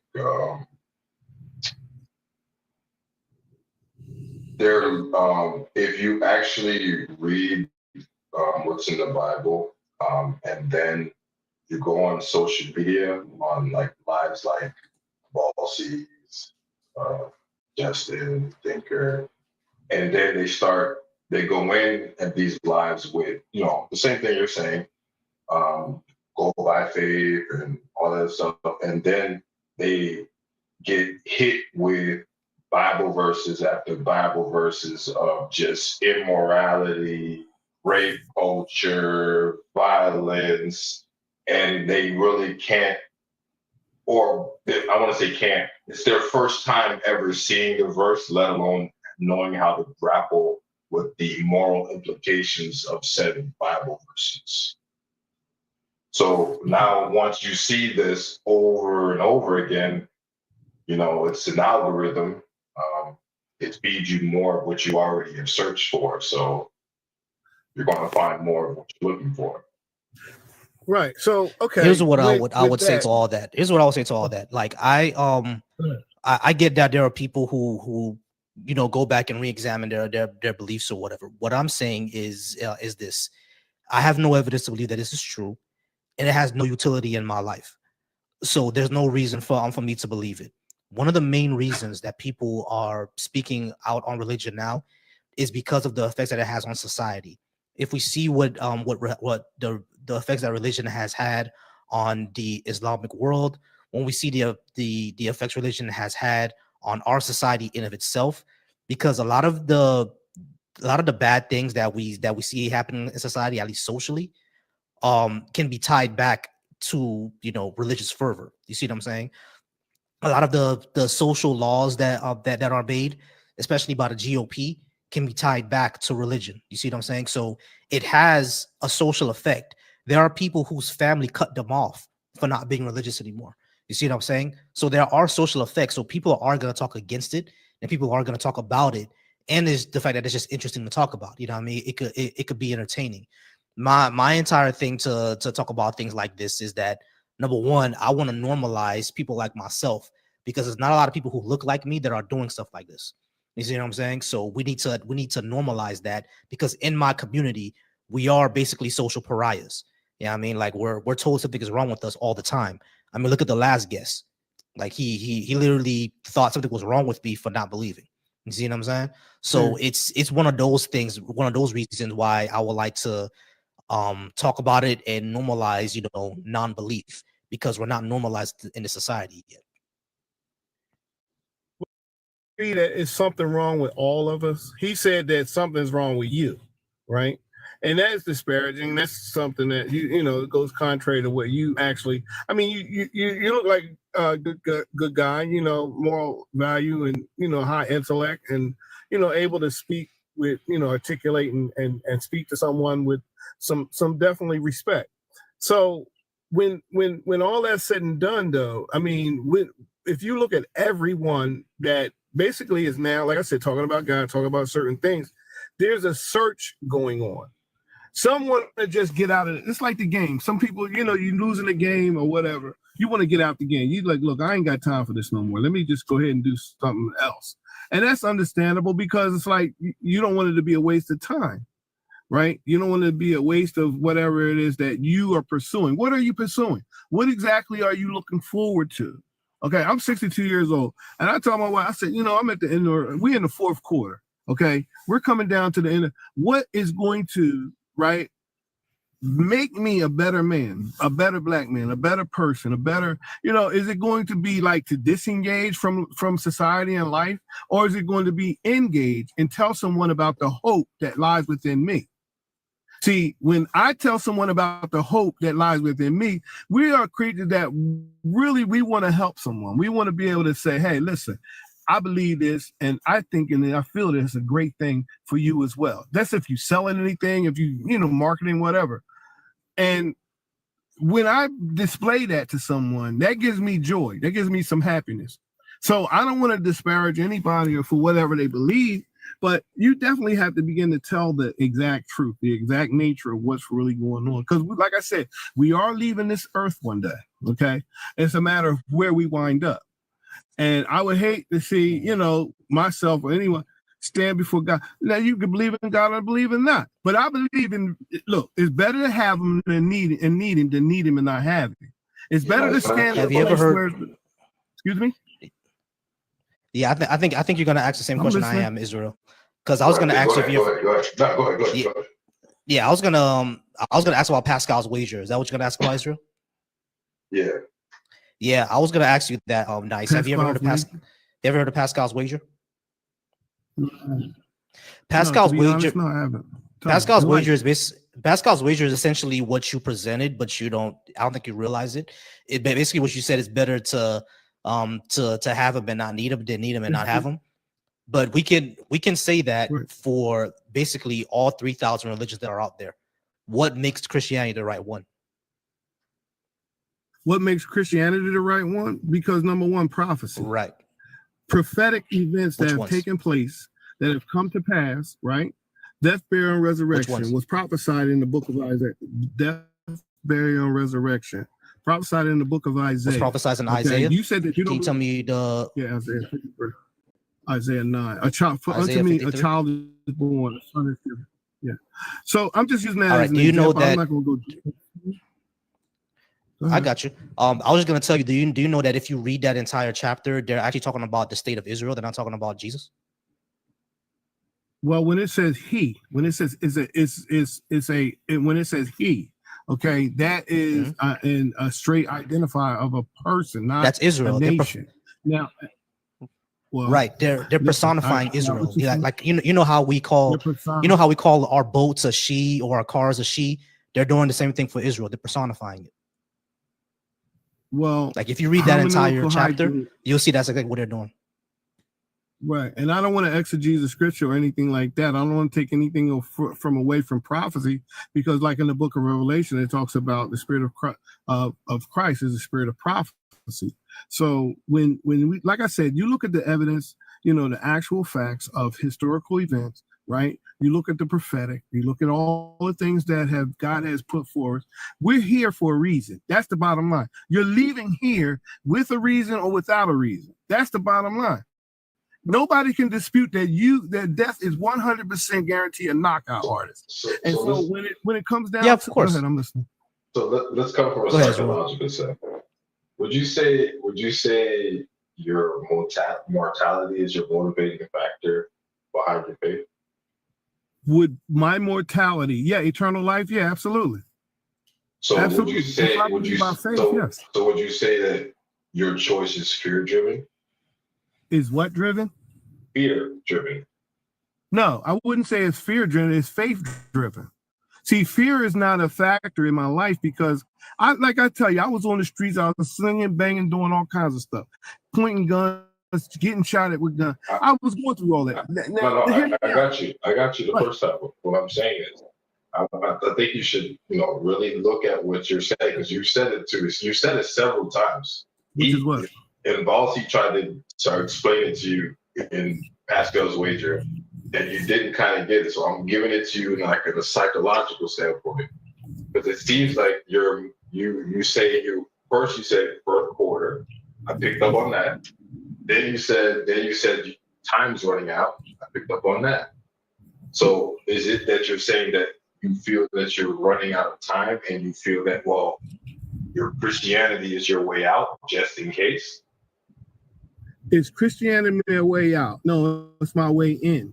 And number two, Occam's razor is another thing. The paradigm of what it is that we think we believe and what exactly is going to happen. The paradigms of things that are going on. Now, as far as Pascal's wager, and say, hey, let me flip a coin 50-50, right?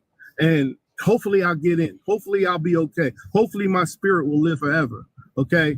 If by faith I walk, right? God is able to do that for me. This is what I believe, because I'm telling you, I've been through, it says, that I walk through the valley of shadow, I fear no evil. Okay. And when we look at what's happening right now on the earth, right? We look at every country, everything that's going on. You can most assuredly say that something that is in that word, like it says in the last days, men shall be lovers of self, boastful, proud, blasphemers, heady, high-minded, lovers of pleasure more than lovers of God, having a form of godliness but denying the power therew.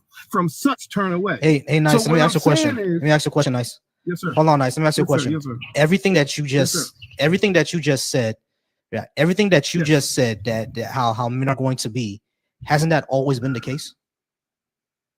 Yeah, but there's an increase. Yes, I agree with you. No, there's not. There's actually a decrease.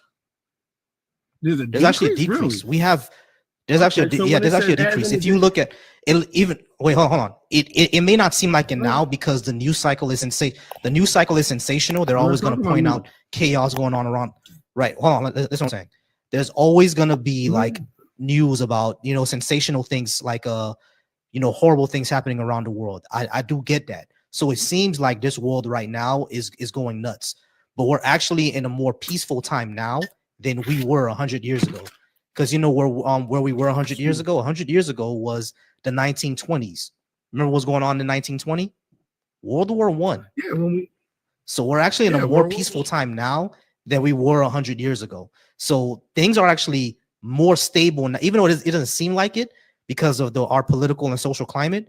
Things are actually a lot more stable now. And yeah, it may seem that people are more boastful now. It's only because we see it on TV and we have social media. That's why people seem more boastful. But like things like narcissism and boastfulness and headiness, and you know, we actually have the knowledge of the world on a device that we're talking to each other right now. We have the entire knowledge on the planet. We have a device right now that I've been using for the past few minutes called Chat GPT. When we can recall a whole bunch of information from it. You know what I'm saying? So we're actually in the most knowledgeable times now than we ever have been. You see what I'm saying? So it's like when people say that the Bible is predicting all this stuff, everything that the Bible is saying, we've always seen it. Like it's always been the case. Well, in the book of so Daniel, it's not really a prophecy. I was going to say it's not really a prophecy to predict what's always happened. If I say that the state of Florida and the Gulf Coast of the United States is going to be experiencing hurricanes for the next 25 years, I really didn't make a prophecy. All I did was say what's already going to happen or what's already been happening. I hope that all makes sense. Ronika, I'm going to bring you up in a second, okay? Give me about 5 minutes. I'll bring you up, Ronika. Okay. Stay in the box. Yeah. I just came in the house, but hey, man, listen, I'll follow you. I'll enjoy this conversation, but let me say this in reference to, you know, what we do, right? And as far as prophecy is concerned, you can look at the circumstances that have been taking place, right? And you can attribute it to news and all that. But when it tells you before it happens, right, before the news media, before this explosion of information, before the information technology space and all that other stuff, right, you got to take a look at it. If you are going to be honest, I mean, biblically or seriously honest, you got to look at those things and say, wait a minute, this was said back over 2,000-3,000 years ago. Okay, and then all of a sudden we're seeing the increase, or we're seeing things happening, right, on an exponential growth, or however you say it's been happening. Yeah, it's been happening since the beginning. If you believe in the Big Bang, hey, this is big and bang. So all I'm saying is you got to weigh everything, weights and measures. Okay, like in the book of Daniel, it talks about the things. It says, seal up the book until the time of the end, right? So what did God want to hide until now?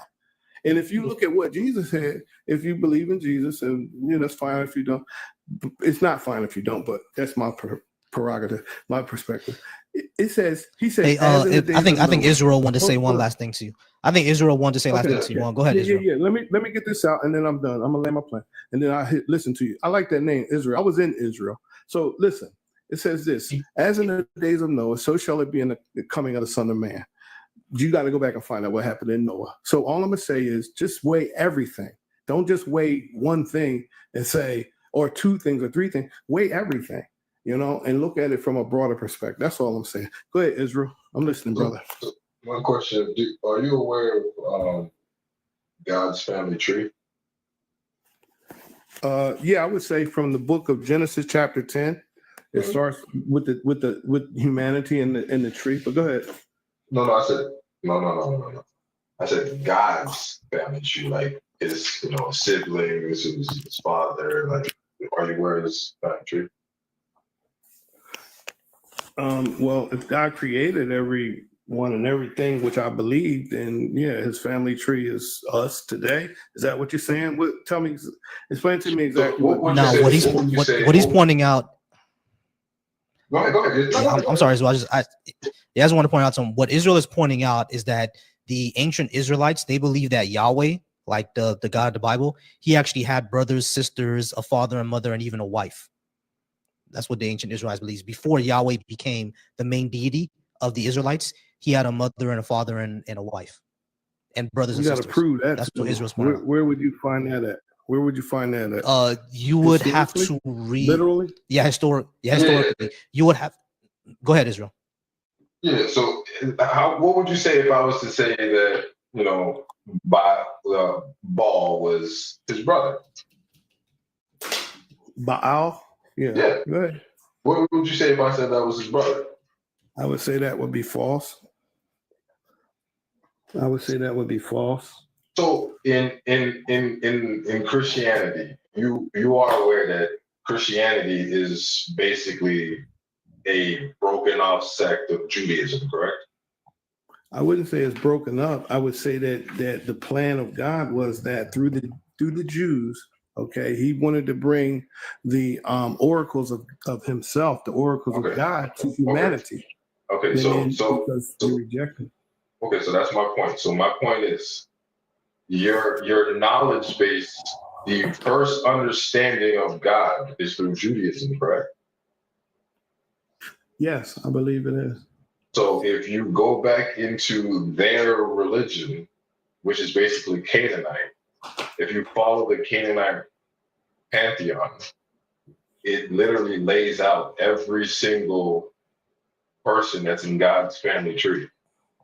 And that's like historical fact. Well, I would have to. Yeah, there are a few books that I can give you, and I know you say you have to research. There are a few books that I can give you, and I want to rebuttal to the last thing you said, but you can read the early history of God, Yahweh and the other deities in ancient Israel. That's by Mark Smith. Mark Smith wrote a book on that. There's also R.S. Hindle. He wrote God's Wife Asherah. And there's a William G. Dever. Did God Have a Wife? Oh, and also Canaanite Myth and Hebrew Epic by Frank Moore-Cross. They all write about Yahweh having siblings in the ancient Israelite world. One thing we need to understand is that what we see about religion right now, what we see about Christianity right now, these all came from ancient people. And the ancient people didn't write everything that they believed. You feel what I'm saying? They didn't write everything. So like if we have to look at like archaeology and historical context and what was going on in Canaan during that time, what was going on in Palestine during that time. And if you look at archaeology and historical research, like any like historian on ancient Palestine, they'll let you know that yes, the ancient Palestinians, which were who the Israelites came from, the ancient Palestinians believed in a slew of gods, which is why, like in the 10 Commandments, Yahweh says, "Thou shalt not have any other god before me." He acknowledges that other god exists. They just can't worship them before him because he's the patron god of the Israelites. He's the patron god of them. The only reason, one of the main reasons why Christianity spread so far was because of the Roman Empire. Because Constantine became a Christian and made it the official religion of the Roman Empire. After the Roman Empire fell into the Western Roman Empire and the Byzantine Empire, Christianity was the thing that stayed around instead of like Hellenist Hellenist religion. Hellenist religion were that of Zeus, Hera, Poseidon, Athena, the Greek gods, exactly. They believed in that for the Olympians, exactly. They believed in that for over 3,000 to 4,000 years. So that was actually around longer than Christianity is today. And Hinduism has been around longer than both of them. You see what I'm saying? Christianity is a fairly new guy in the game. Exactly. It's a fairly new guy in the game. It's just the most powerful now because of what the Romans did and what the Europeans did during colonization. But when you say, you told me before, take everything into consideration. I do take everything into consideration, which is one of the reasons why I don't take this seriously. Yeah, no, I do. I appreciate that, Phil. Appreciate the will. I do take everything into consideration, and the reason why I take Christianity as something that's it's just saying. How can you weigh and measure the truth? How can you weigh and measure the truth? How can you weigh and measure what your truth is, right? To what my truth is. Right, exactly. The way I measure that is that I actually have to look into history into archaeology and see what the data holds. Agreed. If I see in the historical archaeology that this is what the ancient people believed back then, if I look into how this was written, when it was written, you know what I'm saying, what were people going through back then and what they would say about times. When I look and look at the language and say that they're describing things that's existing in their time as something that will always exist, and I look at things today and like, okay, what was happening back then is still happening now. There's no significance in that. You know what I mean? It's not a prophecy to predict something that's always going to happen. Like, for example, I grew up in Florida, right? If I tell you that Florida is going to have hurricanes for the next 100 years, and in the year 2124, there's hurricanes, I didn't make a prophecy. I just said what's always going to happen. Well, you see what I'm saying? So if they're saying in diverse places, there's always been earthquakes in diverse places, always. Like you see the flag on my profile, right? Like you see the flag on my profile, right? You see this flag right here? Yeah, exactly. My people have always had earthquakes. There's always been earthquakes in Haiti. You see what I'm saying? So it's like there's always been earthquakes. There's always been wars. There's always been famine. These things have always happened. Increase? There's actually a decrease because technology has gotten better. Well, not for earthquakes because we can't control earthquakes, but it's actually been things like famines, things like wars. It's actually been a decrease, a massive decrease. You see what I'm saying? That's what I'm saying. It doesn't seem that way because of the type of war that we're living. We're living now. Well, you know what I mean? So it's like it doesn't seem that way, but there's actually been a decrease. Well, if you believe in ancient history, you believe in that there was one language at one time? No, there's never been one language at one time. Okay. There's never been one language at one time. You don't believe in what you just described as the ancient gods of Tammuz and what's his name? Asherah and Baal. We're talking about we're talking about ancient Palestine. Right. If you're talking about ancient Palestine, yeah, they all spoke Aramaic or Hebrew. The Philistines, it was renamed by the Roman Empire. Okay. It's Israel. Okay. Palestine was what was renamed when you say Constantine and all that other stuff, because they knew that the Israelites, okay, that was their arch enemy. Okay. When the Palestine was formed, it was around the Balfour Declaration when Yasser Arafat, when they began to bring people back to Israel, and they began to they called it that. So when you look at the enemies of who Israel were, they were Philistines. Okay, so yeah, so when you do the historical research, you'll see when the Nazis basically took Israel over and all that other stuff. Well, begin to annihilate in the sense. Yeah, stuff what like that. What does that have to do with that? No, because it keeps calling it Palestine. Yeah, but why? But what does that? What does that have to do with Yahweh being a Canaanite God from Canaanite? Yahweh in your description is a Canaanite God, but not no. That's historical context. That's he's a Canaanite God. Like, can't dispute that. Yeah, the Israelites were because the Israelites were Canaanites. Like that's where they came from. They came from. But you can't deny your own history. I'm not denying my own history. That's what you're doing. No, sir. I'm not going to get in a debate with. I'm denying my history. I just know that there's some things that you believe and there's some things that I believe. And we all don't agree on everything. So that's fine. That should be fine. That's not facts. You can't dispute. This is why I always give the same equation. If I write 2 + 2 on a piece of paper, I show you 4. No, but if I write 2 + 2 on a piece of paper and it equals 4, you tell me it equals 6? Yeah, your truth is your truth. My truth is my truth. And you'd be okay with that? Sure, why not? Because that's what you're doing. Because bro, come on. No, man, we can't get to we can't form like logical conclusions that way if we don't agree on some things. Like I get like I've been calling it ancient Palestine because that's what I'm just used to calling it. You said that it was ancient Israel. The thing is, Israel and Judah were only 2 kingdoms in that area. There were hundreds of kingdoms in that area. It wasn't only Israel and Judah. There was Moab. There was Assyria. There were plenty of places in Levant. So we just can't say, oh, this is just Israel. The reason why I call it Palestine is because it's like that's a reference for the entire area. Yeah, you see what I'm saying? Like when you look at the history, yes, the Greeks named it after the Philistines because that's who they knew. But like, it's not just Israel. So I'm just going to call the land Israel. Yeah. The Romans. It was actually the Greeks. The Greeks named it Philistia because that's what the Greeks knew. But like, if me calling it Palestine, I'm just calling it as a reference for the whole area. What's up? Right, because it's been repetition, said the same word over and over again, right? People begin to believe it. You have to do your own research and homework, just like I do. And like my man, just because he says certain things, that doesn't make me believe it just because you said it. I Bro, got to that do my doesn't own even homework and that doesn't research. make You know what I'm that saying? like And I then get add it that. up to what the scriptures I say. That's get it. that, but you cannot say that Why not? you cannot say that if 2 + 2 on a piece of paper equals 4, and you walk Why away not? with your own perception. Bro, you can't walk out of bed. How do you live life if you're going to tell me you're going to have your own perception of your own reality? That doesn't That's what a even lot of equate people to do. They actual have their own reality. perception. Listen. That's what a lot of people do. Now, don't get me wrong. 2 + 2 is 4. Okay. But when you got your own way of thinking and you say that this is true, what I say, okay, No, right no, now no, you no. want to isolate me into a box of what you believe. You can't do No, that. no, I'm not isolating. I'm asking a question.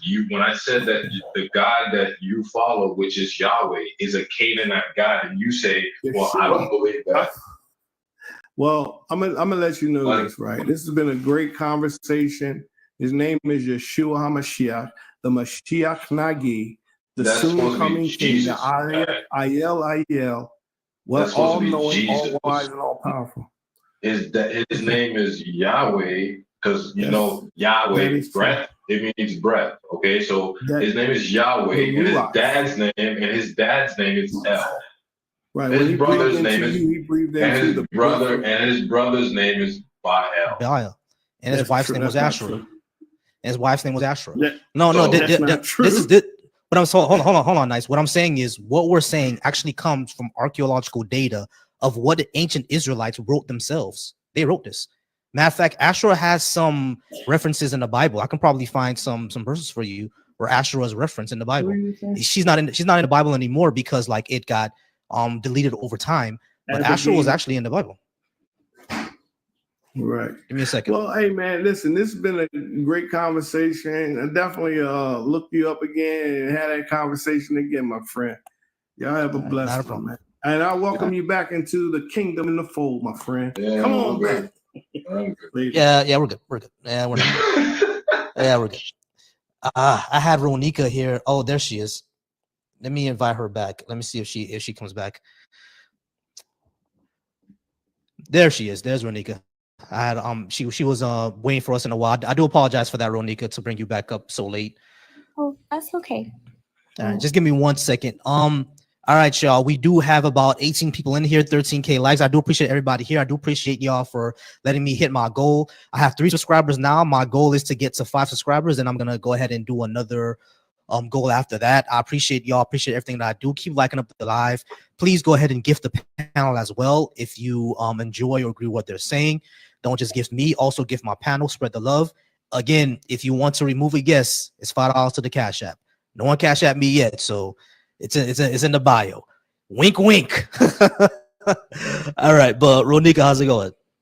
Good. How y'all doing today? All right, you over 18 just for TikTok purposes? Yeah, I'm 32. I just sound like I'm 18. Nah, not a problem. And you a believer or friendly? I am deconstructing at the moment. So Deconstructing at the moment. All right, cool. What would you like to talk about? well, I want to talk about the political implications of the religion because as we know right now with the current election, the the right, the Republican side, is using religion as a tool to gather people to come to their side and support the conservatism. And I've been reading a lot about white nationalism and how it plays a large part in the political right. After doing a lot of research, it's linked back to the whole premise of this country, which is the whole idea of religion being used as a tool to colonize. And I am an African American woman, as you can see, and I've been thinking about how the subjugation of women, as well as the colonization of our race, is linked to this religion that we are supposed to just believe in. And we've experienced a lot as a race under being Christian. I also saw that there's two different ideologies of thinking when it comes to white nationalism and the Black church, how it's so different. Black church uses it as a tool to get through those struggles, while white nationalism uses it as a tool to show their power and to force people into their ideals. So that's all I came on to talk about, because honestly, I've been thinking about that a lot, and how would this country go forward if people cannot just learn to accept people who are different. That's Everything. that's really interesting. A book that I think that I recommend that you should pick up is, I think it's called was it called The Religion of White Supremacy? I think that's what it was called. I think it was called The Religion of White Supremacy. And in this book, they actually showed a couple of verses to white Christians and verses to Black Christians and Hispanic Christians. Yeah, The Religion of Whiteness. That's what it's called, The Religion of Whiteness. Thank you, Nick. It's called The Religion of Whiteness, right? And in this book, what they showed some verses to white Christians, some verses to Black Christians, and some verses to Hispanic Christians. They showed white Christians verses on treating foreigners fairly, about equality, about loving your neighbor and stuff like that. Whenever they would ask white Christians, does this mean that we should treat people who are undocumented immigrants or who are from different nationalities, we should treat them as brothers and sisters into America and everything like that? They would refuse. They will say no. It doesn't say that. But Black and Hispanic Christians, they would say it says that. You see what I'm saying? And not only that, when you would show like white Christians like verses on like being harsh to people, punishing them, et cetera, they would believe that, right? Automatically. But when you ask Black and Hispanic Christians the same thing, they would ask for more context to understand the verses better. You see what I'm saying? But then when you ask the Black Christians on things like loving and equality and all that other good stuff, they would be more open to that, and they would ask for more context to that and say that these verses prove that things like racism and nationalism and all those other isms are actually anti-Christian, but white Christians wouldn't. You see what I'm saying? So it's like that showed that a lot of white Christians, especially evangelical white Christians, have placed their religion more around being white than around being Christian. All that makes sense? Yeah, it does. I was reading a book that probably goes well with that. It's called Jesus and John Wayne, and I just started to really get into it, and how it's blowing my mind with the whole two different ideologies, and how everybody's supposed to represent the same thinking with God, but there's so many different versions of how Christians are supposed to be. And I was just like, I don't know if I can go and follow something that's not consistent. And then I feel you. Yeah, and then I've been listening to a lot of deconstructing lives and seeing how you guys point out the fallacies in some of these arguments, and also how y'all are more kind, like everybody else is more kinder and more understanding and have more empathy than a lot of the Christian people I've experienced. I had experiences with in my lifetime, including family. So I'm not sure if practicing this is really going to truly improve my life either, because at the end of the day, I have a high moral compass. I don't engage in a lot of actions that a lot of people may have been recovering from that make them turn to Christianity. I stick to the code of my moral code, and I stick to it well. And I'm not saying I don't need God per se, because I still feel like I'm kind of wallowing into like agnostic.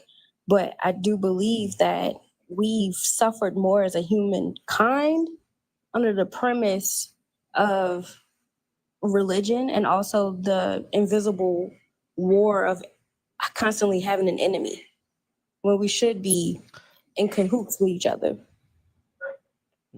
Yeah, I'm 100% agree. I think Israel wanted to point something out too. Go ahead, Israel. So where are you as far as your journey? Where are you as far as your deconstruction? Right now, break that down. so right now I'm starting, and that's how I also came on to kind of like talk to you guys about how to kind of go about it, because at first I started with reading the Old Testament, which I know a lot of people will say like, no, don't lean into the Old Testament. That's not how they approach listening to God now. But I started reading the Old Testament, and I was trying to pray before to kind of get into the spirit of things. Everybody's saying like get into that spirit, the childlike awe and wonder. And every time I read it, I just got more and more fearful and anxiety filled. And I felt like it was just, I wasn't feeling that optimism about the world or the optimism about my life.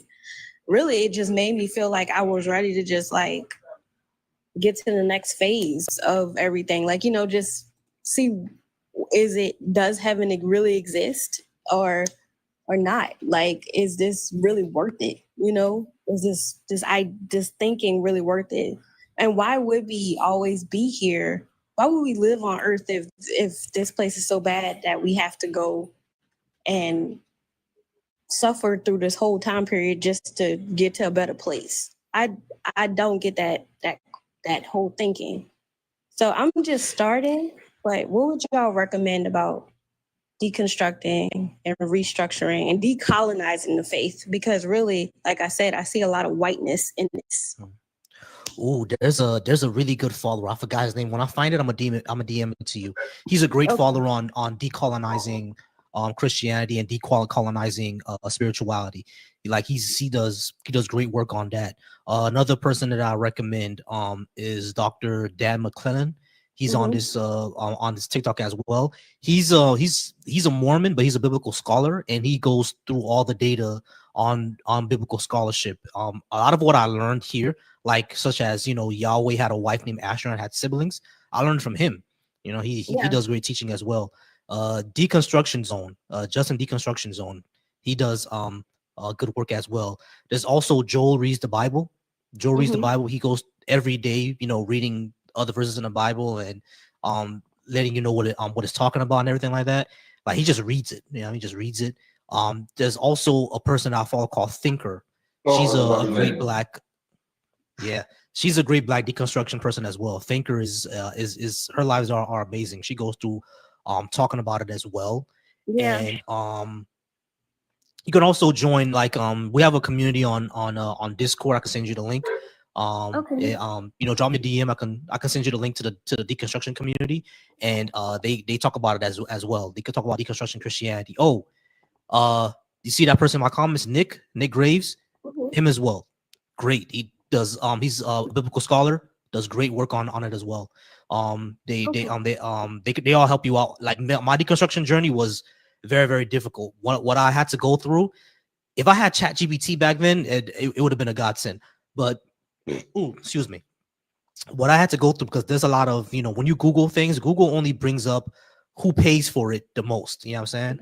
So what you have to go through is I had to research on how was the Bible actually put together. You know what I mean? How was it put together? What language was it written in? How was it translated? Things like that. I think my first step in deconstruction, I appreciate the gifts. I appreciate the gifts.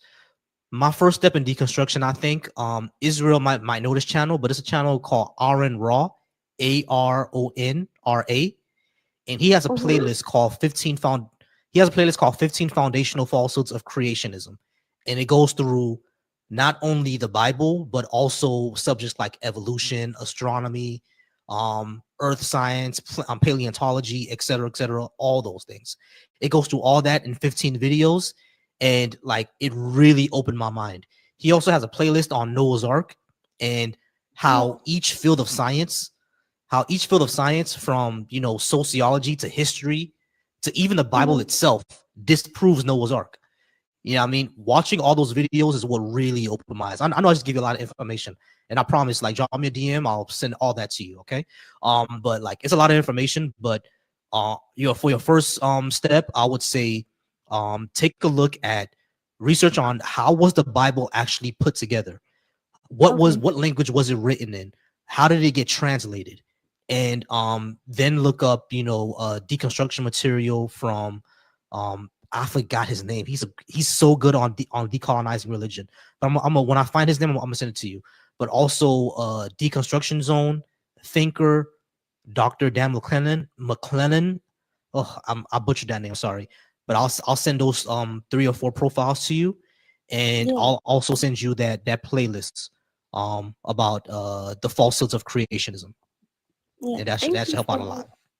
I really appreciate it, y'all. I just, I don't like I said, I don't want to I know y'all are going through the same journey. So I really like appreciate listening to you guys um, argue this and prove that this is not necessarily needed to be a good human, because at the end of the day, we hold our responsibility on earth to help each other. And I just don't know if what I'm seeing right now and what I'm reading right now gives me that feeling of love, or the right example of love in the Bible. I don't see it. I just see I see a lot of commonalities and things that are suggesting that this person was just not, I'm not gonna say this person, that God in the Bible was not necessarily the kindest. So yeah. Yeah. Mhm. Because a God that says that you can own slaves and you can invade other cities and capture women that you think are hot and make them your wife. Yeah. Yeah. Yeah. I don't think that's a very kind God to follow. Yeah. I understand his rule and his power, but for me, that's the thing that scares me the most, is just that, okay, I'm supposed to be living in fear, and and a lot of people say no, it's awe, and I'm like, no, I feel fear. I literally feel fear when I read this book. I don't feel awe. I don't feel anything of like. I just feel like some of those things that were put in to represent love was antidotes for the rest of the book to be substantiated. Like saying God is love is somebody telling me that God is love, but a lot of the stories is showing a lot of the opposite. And I don't know. Yeah. Yeah, I feel you. I completely understand. Like it's tough. I mean, it's tough to deconstruct. Like, just wait until you get to finding out that the book of Daniel wasn't even written in the same century as it claims to be written, and that the Gospels, we have no idea who even wrote the Gospels. And it's a lot. You're gonna get to a point where you're gonna read about the Gospels not being authoritative because we have no idea who wrote them. They're completely anonymous, and some of them have a problem because they're obviously copying off each other, and some of them vary in wildly different areas. It's a wild ride, you know what I mean? But one thing that I found out, and I respect them for it, people who deconstruct, they know all of this and they believe anyway. If someone can do it, then you can do it. Me, I couldn't do it. I'm like, with all these issues here, there's no way I can still believe this. Yeah, I definitely understand that. But y'all, thank you for letting me come up here. I just, wanted to kind of like talk to some more people that was also going through this journey, or that's been through the journey, just to kind of, especially the decolonization thing. That's the thing, because the history of, and I was a political science major, and history was one of my favorite subjects. I just Same. Yeah. Same. I constantly think about the history of how this religion was used against everyone, to colonize everyone, to push everyone into a system of capitalism where people are exploited. I don't know how somebody can explain that to me without wanting me to create this cognitive dissonance in my head from the reality and the truth of the human experience with it. I don't know. I don't know how people can truly separate the two. Yeah. No, I completely get it. Yeah. I definitely completely get it. It's gonna be a journey, but we could be here for you. Yeah, we could be here for you for that. Like I said, I'll send the Discord link to you, and we could definitely talk more about it in the Discord. And yeah, like I said, it's gonna be a ride. There's gonna be some parts where it's cognitive dissonance, like you said. You're not gonna want to accept it and look for more sources to kind of make yourself feel better about it. But it's like at the end of the day, truth is truth. You feel me? Did you Yeah. want to say something, Israel? Yeah, the last I would say is in your journey, be careful on like once you realize you shouldn't put your all in religion, don't put your all into something else, as in like don't Yeah. jump into 100% spirituality, don't do 100% don't go the opposite, and then now you're part of some sort of black nationalist thing. Like be like steady in one way, and just understand that you can know about something without being attached to it in order to expand your awareness of it. Okay. Yeah. Yeah, I was gonna say the same thing. Definitely don't go down the angry atheist phase, because I went down that path and I almost lost a lot of friendships because of it. You know what I mean? It wasn't a good path to go down. I've also met people who went down the, like how Israel said, the spiritual psychosis phase. I met people Oh who yeah. jumped who went from Christianity or Islam and jumped into like zodiac stuff. You And know what I mean? Luminary. And look, listen, I'm not mad at people who do zodiac stuff. I find it fun, but it's like there are people who take it very, very seriously. I'm talking about I was on a date and a girl literally walked up and walked out the date because I'm a Virgo. You know what I'm saying? It's like it's Oh, no. yeah. I'm not in the dating phase anymore. Thank goodness I'm not in the dating pool anymore, because I feel bad for y'all single people. Oh boy, you know what I mean? But yeah, yeah, but yeah, don't. That's listen, boy. The day, listen, with all the balloons and the Shira Sevens and the Kevin Samuel wannabes out there, it is bad. It is bad in the dating scene. I Here's hope it the gets thing. better. I really do hope. I had Yeah. I had But my spirituality moment. I had it before. Mhm. So I don't even know if I'm gonna go. I can't even lean back into that because I know that's stupid too. Like, I mean, well, it's not stupid. I mean, but See, it. it's not. It's you just you have to like Right. understand. Right. You wanna know you want to basically learn the essence of the practice Yeah. versus the actual Mhm. practice. Then you kind of get the gist of what the practice is basically saying. So with spirituality, like yeah, it's good to go outside, be amongst nature, get in the sun. That's good. Meditation, that's good. Exercising, that's good. But if you think if you do something this way, oh, something's going to punish you. That's the psychosis that you start to get into, and you're like, There. okay, you're just like a Christian, but you're just a reverse type of Christian. You're just Right. on the other side. That's it right there. Right, exactly. Just understanding the ideology behind that too, because it also has its things with it too that and I like I said, I went down that rabbit hole. So I don't think I will fully return back. I mean, I do meditation. I would probably have a wellness practice because it's more Still do practical it. and realistic. Yeah, Hmm. but I don't know about um, having a high level religion situation to fully connect to because like I said, it kind of gives you rose colored glasses. Yeah.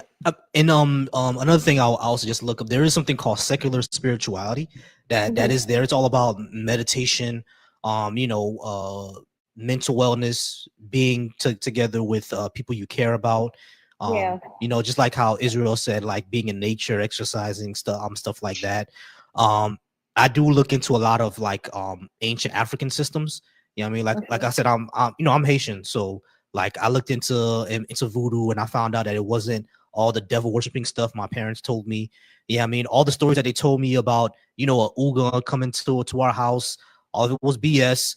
They wasn't turning motherfuckers into cats. And no, we don't eat them. Jesus Christ. I have to tell people. Oh no, I I got to know. tell people that. I'm from New Orleans, so Yeah, I got you. you know, Oh, you from New yeah, Orleans? So you my cousin. You my cousin. So you yeah, I'm know. your cousin. I'm your cousin. I'm Creole. Yeah. So you already know. You speak Creole? No, I don't speak it like Ah. how my family, like my mom still does, but she didn't Mhm. teach us. I'm like, why she skip me? But She skipped over you. yeah, I'm sorry, give me 1 sec. But yeah, I still speak a little Creole. Well, not even a little. I speak a lot of Creole because I have to, because my grandmother's in my community. You know what I yeah, mean? But yeah, it's yeah, I had to look into a lot of that, Haitian voodoo, Louisiana voodoo, hmm, Jamaican obia, Santeria, West hmm, African voodoo. I looked into all that. Like these were all basically like whole life systems that yeah, they unfortunately were because of colonialism, like we lost a lot of that information, unfortunately. But like hmm, we could still look back into it. You feel me? That's not to say to find an Ife and convert. You don't have to do that. But like looking into it, like it could for me, it made me more aware of how much we lost due to colonialism.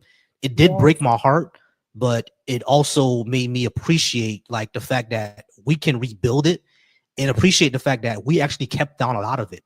Like yeah, you probably you might know about this. Remember when Monique was saying all that stuff about bonnets, how yeah, black women need to stop going out with bonnets. Like I wasn't too offended, but the reason why I find it kind of ridiculous is that the bonnet is actually a holdover from African, traditions. If you go right, to Nigeria, yeah, you go to Nigeria right now, you still see the big head wraps. You know what I mean? And Haiti, you still see head wraps. Like my wife is from Jamaica, and hmm, we went over her parents' house, and her mom had the same type of head wrap that my mom had. You feel what I'm saying? And when we do all our DNA testing, like she did one and I did one, like we're literally from the same tribes. You know what I'm saying? I have Yoruba, I have Igbo. She has Yoruba and Igbo. You know what I'm saying? So it's like we're all kind of the same people. It's just like, the slave trade broke us apart. You know what I'm saying? yeah, So yeah, yes, so we're like That's what we're I all was, family. and that's what I was referring to. Like you can learn the stuff that we grew up with back in the time before Christianity hit, Ifa, Voodoo, Santeria, any one of them, and they all have very, very good, beautiful practices within them hmm, without the other stuff. You know what I'm saying? It's just that's what I'm referring to. That you can still go within EFI, or you said you're from New Orleans. You still can dwell within the voodoo practice, but just the essence of it, which is the beautiful parts of it, without dwelling in the other parts, because right, exactly, there really isn't no other parts. The other parts are just egotistical versions of that practice, and that's what you have to be careful. yeah, Mhm. okay, Yeah, y'all. exactly. So yeah, I appreciate you so much for being here, Ronika, and good luck. I'm hold on. Am I following you yet? I don't think I'm following you yet. Yeah, I'll follow you now, and I'll definitely send you all my recommendations to decolonizing spirituality, deconstruction, anything that I find on African practices. I'll also send those to you. I used to do something on Clubhouse, which was an app that could have blown up, but they fucked it up Yeah, like like, they like did. I idiots. was on Clubhouse. Um, yeah, they messed the whole thing up like a bunch of morons. But yeah, there's people who also follow on Clubhouse. They used to give me some information on Voodoo as well. So I'll definitely find those files, send them to you. This is a lot of information. But deconstruction is definitely gonna be a journey. And you don't have to be an atheist like us. Yeah, I mean, you could still stay in spirituality, whatever spirituality that you find.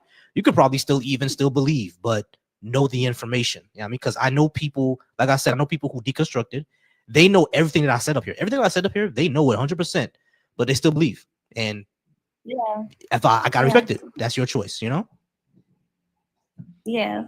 Yeah, but it will be a journey. But Oh, we always be here for you for that journey. yeah. Thank y'all so much. I appreciate it. Not a problem. Appreciate you. Yeah, have a good night. All right. You too. Alrighty. Alrighty. Big W for Renika in the chat, y'all. I mean, another person who's deconstructing. And like I've said, like I know people who deconstructed and still believe, and I just you gotta respect it. If you could, I don't know how you do it, but They do it. That makes no What you say, sense. Israel? That makes no sense. Makes no sense, bro. You can't. How do you? That's like, I don't know how they do it, that's like, bro. that's like, I don't know how they do it. That's like, nah, bro. That makes no sense. You deconstructed It doesn't. It doesn't to me either. But that's what I was referring to with the other dude with E-Nice. I was saying it's like, okay, so that means that your mortality is driving your need for faith. It's not based on faith. You're just afraid of dying, and because you're afraid of dying, you need something to cling to before you die, because you feel like you're going to die and go to hell. That's what it seemed like, right? Because he kept on talking about, you know, that being the end and we're gonna be, you know, out of here soon, et cetera, et cetera. I'm like, he seems to be really afraid of his mortality. Exactly. That's why I was like, bro, I don't think your faith's not based on what you're saying. It's based on you basically afraid of dying. Yeah, and yeah, exactly. and then you just grab what's most comfortable for you as far as a religious vehicle, Christianity, and then you made it fit your worldly events that happen to you in your life, you know, running through the streets. And all. Everybody I know that's like super Christian that go to jail, they go to jail gangsters. Immediately they come out either Muslims or Christians. Muslims or Christians. Usually Muslims. Usually Muslims, but yeah, usually Muslims, but like I understand because in prison, like I know a person who's in prison, he told me that in prison there's a bunch of gangs, you know, it's either Crips, Bloods, GDs, Hoovers, or the Muslims. You know what I mean? And if you're gonna go to God Pod is all the Christians, you know what I mean? So it's like, and you don't want to go to God Pod because like there's a lot of chomos in there. You know what chomos are, right? Yeah. People who are bad with children, they're in there. So people don't want to be there. So a lot of folks just join the Muslims. You know what I mean? They don't want to bang Crip or Blood because they don't know anything about that life. So they just become a Muslim, you know, and get back up. All right. City of Winners. You're probably going to be my last guest because it's been a few hours and my wife is looking at me crazy right now because I've been sitting here for a few hours yelling into my mic. So you're probably going to be my last guest, City. How old are you for TikTok purposes? 49, buddy. 49. And are you any type of believer? Yeah, I believe in the God of the Bible, Jesus Christ. The God of the Bible, Jesus Christ. All right. I appreciate you being here. City of Winners. Again, y'all, we do have 18 people in here. We're at 16.5K likes. Let's try to get us to 17,000 before the end of the night. I'm going to end it off here with City of Walls. City, we got about 20 minutes. Talk to me. I believe that I have better morals than Yahweh. And not only that, I believe you have better morals than Yahweh because I don't think you'll condone any of this. So talk to me. What you think? Okay, let's see. No preaching. No, neither you nor me have better. Rope, slavery, genocide. That's not God. That was our foolishness. Yeah. Oh, that was our foolishness. Okay. Yeah. We put ourselves in that situation because we just didn't do what he said do. He told us don't touch it. We did it, and we did that mess. Let's not put that on God. We did that. We're the ones that have the shady morals. Okay. Do you want me to read a verse where God actually said to enslave people? You can read that, but that is a result of rebellion because had they not rebelled, you wouldn't even have to read that. It wouldn't even be there. So again, it goes back to us choosing to do what God asked us not to do. Who's us? I ain't doing anything. Adam. So we're paying because Adam was an. Every seed produces after its own kind. So do you understand how that's unjust? No, it's not unjust. It's very just. Is very just. Okay, if your grandfather committed a crime back in the 1910s, should you go to jail for it? If my grandfather committed a crime, that's if your grandfather committed a crime. Well, hold on. Listen to my question, City. Listen, Mark. Yeah, Right. you shouldn't exactly. So because Adam did something, then why should we pay for it? Because the difference in that is we receive the nature. We're actually, it's not that we're receiving a penalty from just his behavior. That's not what happened. We received a nature as a result of his behavior. In other words, every seed produces after its own kind. So Adam did not start populating the earth until he rebelled. So he released his sinful nature into the womb of his wife. And again, every seed produces after its own kind. Sinners can only produce sinners. What is a sinful nature? What are sinners? What are sins? Can you define all this? A sinful nature is when we find out what the law of God is, when we know in our heart what is right, but we still struggle, even though we know that we should not do this thing. I know I shouldn't go get in the bed with a woman that's not my wife. I know I shouldn't be getting in the bed with a woman if I'm already married, but I find myself in it. That's the sinful nature that's dominating in us. Okay, so yeah, I mean, this sounds very vague and like arbitrary. Why is like let's use an example that you brought up. Why is like if I'm like 25 years old and I have a girlfriend, or I'm a 25-year-old young man and I go out to the club and I see a girl I like and she likes me and we go home and have sex, what's the problem? Well, see, there's nothing wrong with it from man's perspective and from man's level of behavior. Now, if we're gonna Okay, look so at why it is it wrong from God's level of behavior? And how do we know that God even wants to do that? Because he gets to set his own level of how we should conduct ourselves. Now, we don't have to respect that. That's our choice. That's just like right now, Right. Well, sir. what I'm saying is, what I'm asking is that why is this such a problem for God where I'm getting my dick wet at? Like why does he care? Not only that, God didn't even write that. That was Paul. Paul wrote that. Not only that, Paul didn't even write like my situation. Paul was writing about because Paul thought that the end of the world was coming. So he thought that having kids was useless. So he didn't even write it in the context that we're thinking about. Volcy, with the war one. Fornication came way equation. Brother, what you talking about? I'm sorry, City. Pause. I'm sorry. City. Pause for 1 minute, real quick. I didn't let Israel speak. I do apologize. Israel, what you were saying? No, I was saying even with the equation with the grape scenario. Mm-hmm. Oh yeah, the grape scenario. Okay, yeah. So City, like, yeah. I'll pose that to him. All right, City. Do you think grape is wrong? So you're all over the place. You're telling me about Paul. You got that wrong. Now you're telling me, but you let this guy come in. Now you're telling me about another course. You got. I mean, what are we gonna do here? But we're gonna be all okay. Fine. Okay, cool. Let's go back to Paul. What I get wrong about Paul? Because Paul was the one who wrote about fornication. I wasn't nowhere in, like Jesus didn't say anything about fornication. That was Paul. Sir, anytime you from the beginning, once you intercoursed a woman, that was your wife. Period. Says who? Now, if you says who? The law of God. Where in the law of God does it say that? Can you give me the book, chapter, and verse? And why should I care about that in the first place? And how do I know it's true? Okay.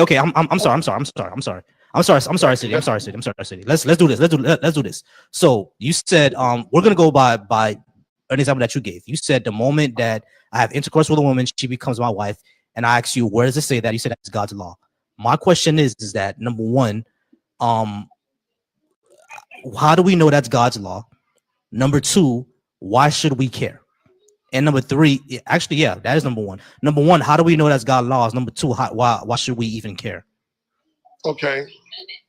Now, when it comes, I'm not gonna sit here and act like I know every scripture and where you can go and find it. But if I wanted to take the time and Google it, I can Google, you know what I'm saying?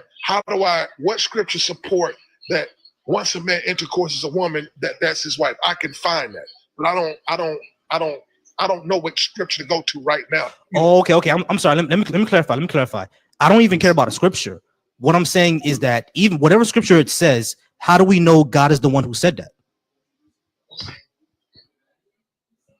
Like, how do we know that it's someone who just like a crazy guy who made it up 2,000 years ago and now we're following it? Like, how do we know it's God who said that? Well, that can be the case. I'm not denying that that's not the case. I'm just when I was speaking from the angle of the God of the Bible. But if you don't believe that the God of the Bible is true, then you don't have to believe that. So you don't. Right. I got you. Right. I got you. But I'm asking from your perspective, like, how do you know it's actually your God, the one who said that? Like, how do we know that? By faith. Just by faith. Okay. One thing that I always say is that faith is not a reliable pathway to truth. You want to know why I say that? Yeah, go ahead. Tell me why. The reason why I say faith is not a reliable pathway to truth is because you can take something 100% on faith and be right about it, but you can also take something 100% on faith and be wrong about it. And we know that. Like, let me show you how we know that.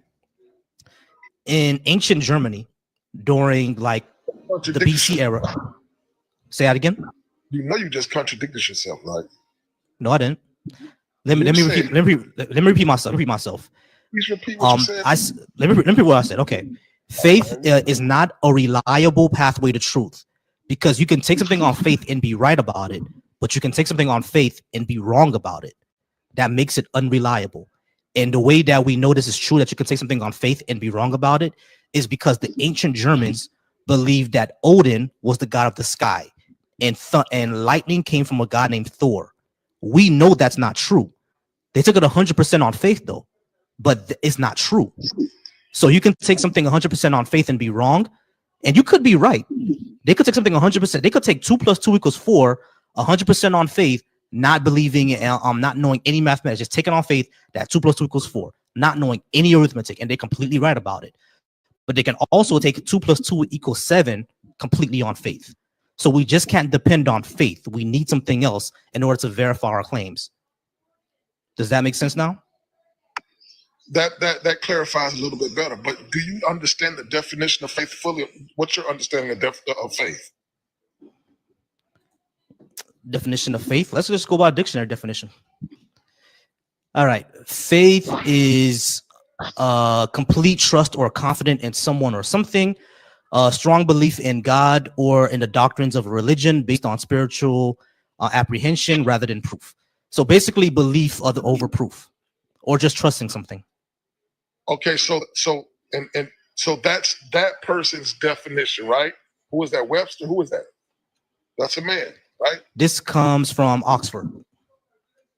Okay. Would you agree to that definition? My bad, go ahead. So you had men who came together and came up with that definition, right?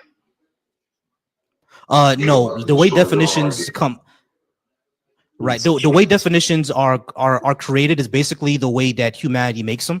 They're prescriptive. They're descriptive. They're not prescriptive, meaning that definitions are basically based on how we use the words. These definitions can change in 100 years, if to tell you the truth. But basically, how we use the word, this is what we mean when we say faith. So, like, the way I understand faith is basically believing something without 100% actual proof that what you believe is actually true. That's how I understand it. How do you understand faith? Okay, right. So now, from my perspective, from the biblical perspective, is faith is the substance, whatever that substance is, a person, a car, the substance of things hoped for and the evidence of things not seen. So in other words, it's not seen. Yeah. So belief without proof. When you no. Here's the thing: belief without proof until proof is manifested. That's the full definition of it. Because again, listen to it. That's not faith. You don't need faith. No, listen to what I'm saying. If proof is manifested, you don't need faith. You already have the evidence for it. No, you gotta listen to what I'm saying. Faith is a substance that you can't see it yet. The substance is something tangible, hoped for, and the thing's not seen. So when I Not move, seen. Okay.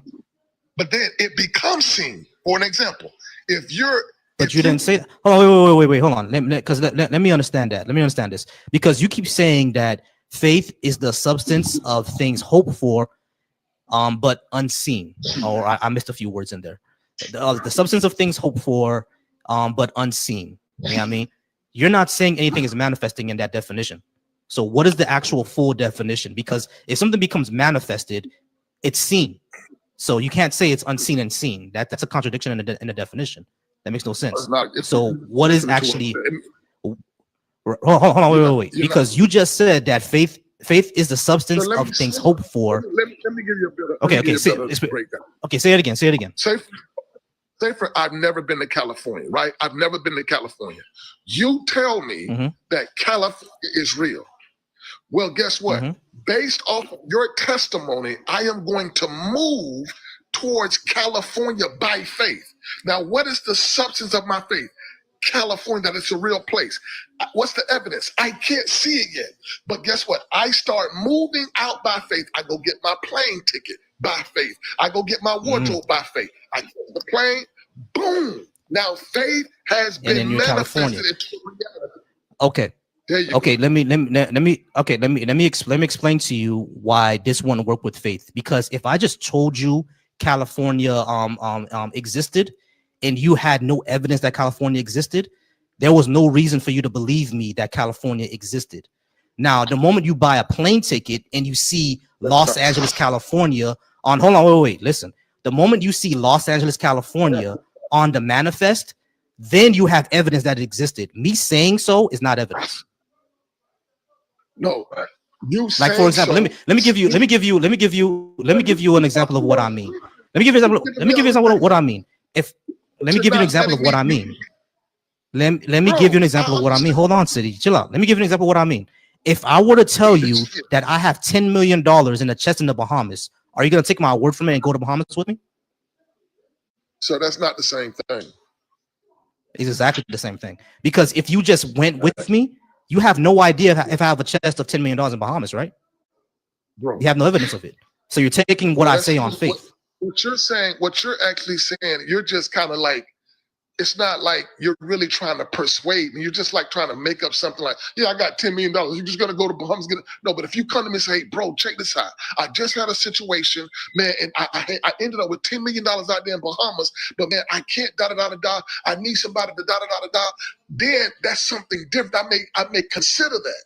And I may begin to move out by faith based off of Okay. So let me understand you correctly. If I told you like, yo, bro, I went to a cruise last week. I hit the lotto last week on a cruise, and I won $10 million. However, that cruise was stationed in the Bahamas. I could not claim it because I didn't have my passport with me at that time or something like that. I have to come back to America, and I need someone to come with me in order to witness the signing of me getting that $10 million. You're saying that you're gonna believe me if I said that? No, that's not what I'm saying. What I'm saying is this: that's a very logical thing. That's what you just said. No. Yeah, it could possibly happen. What I'm saying is, would you?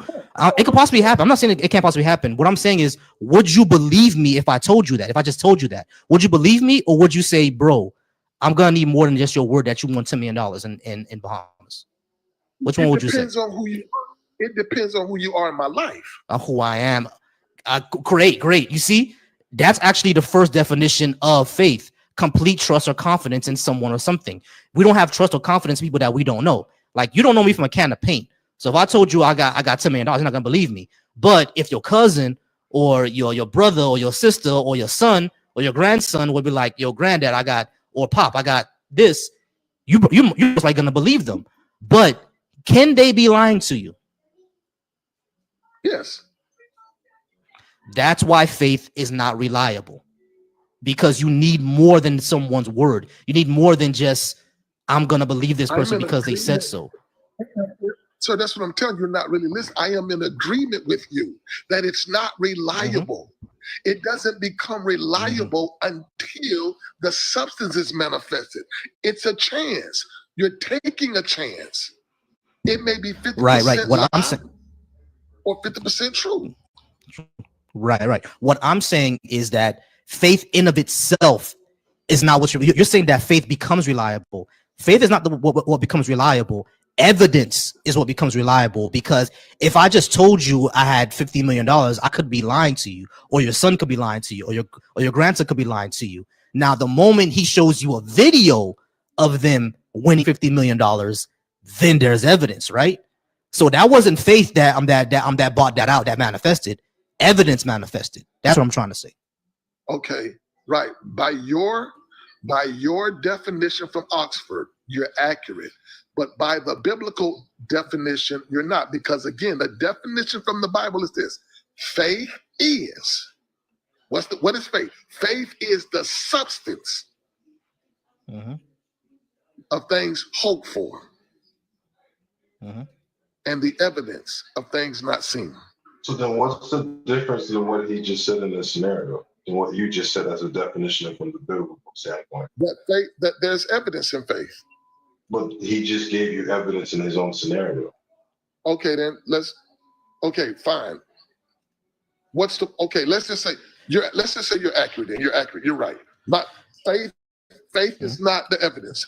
Evidence came as a result of faith. That's what you're saying, right? No, what I'm saying is that faith and evidence are two different things. Like, I understand the definition that, the substance of things hoped for, evidence of things unseen. What I'm saying is that things unseen and things that are hoped for are not evidence. So I'm saying that the definition of faith in the Bible is incorrect. Okay, gotcha. Okay, what's next? So do we stop there or what? What's next?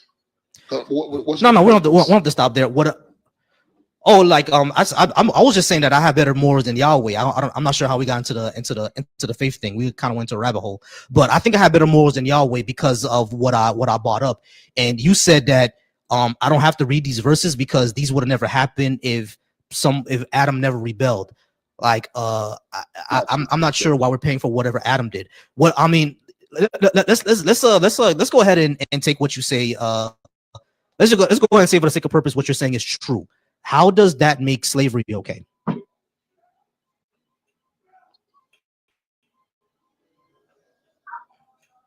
Okay, this is, first of all, when you look at slavery from a natural intellectual perspective, it's not okay.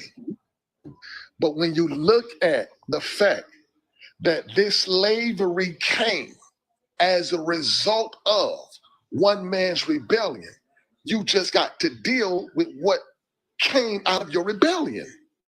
See, here's the thing. This is just what I believe, and I can't make you believe this. We want to try to put all of this stuff on God of the Bible, but we don't want to put no type of accountability on the fact that he rebelled against the God of the Bible. And then not only that, but God has actually made a way, according to the Bible, for us to be restored after we messed up. He said, okay, now you done messed up. Here is my way to restore you. We don't want that. We just want God to just make everything right and so we can enjoy ourselves. Okay, so let me be demonic. Okay, so let me understand this correctly. Slavery is bad, but yes, Adam ate a magic fruit thousands of years ago. No, he didn't eat he didn't eat that. Go your disrespect. He didn't eat a magic fruit. See, that's what, this is where the disrespect come in. He ate. It was kind of a magic fruit, bro. It was a magic fruit from a magic tree. Oh, bro, it wasn't a magic tree. It was the tree of the knowledge of good and evil. Let's call it for what it is. Okay. I don't. No, okay, I got you. Okay. No, it's all good. It's all good. All right. So, what I'm saying is that, the punishment doesn't fit the crime. That's what I'm saying. Like just Well, that's because from Adam your. rebelled against someone doesn't make slavery or grape true. Because I can actually give you a verse where God actually commanded grape. And I'll give you a Grape. scenario, which is what Israel wanted me. Yeah, grape. I just have to put a G in front of this word because of TikTok purposes. But I can give you a scenario. Let's see if you the last person I asked this didn't answer it. This is my scenario. You ready for my scenario? Okay. Let's go ahead. Okay. Jeez. Let's say if the United States and Mexico went to war, I joined the Okay. army. Okay. Okay.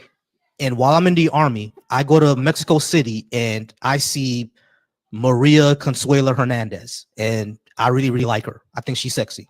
Okay. I then grab her, I unalive her parents, and I bring her back to Houston with me. Uh-huh. I then let her cry for her parents for a month. I cut her nails, and then I have relations with her. Would you say that I committed rape? Oh, I see what you're saying.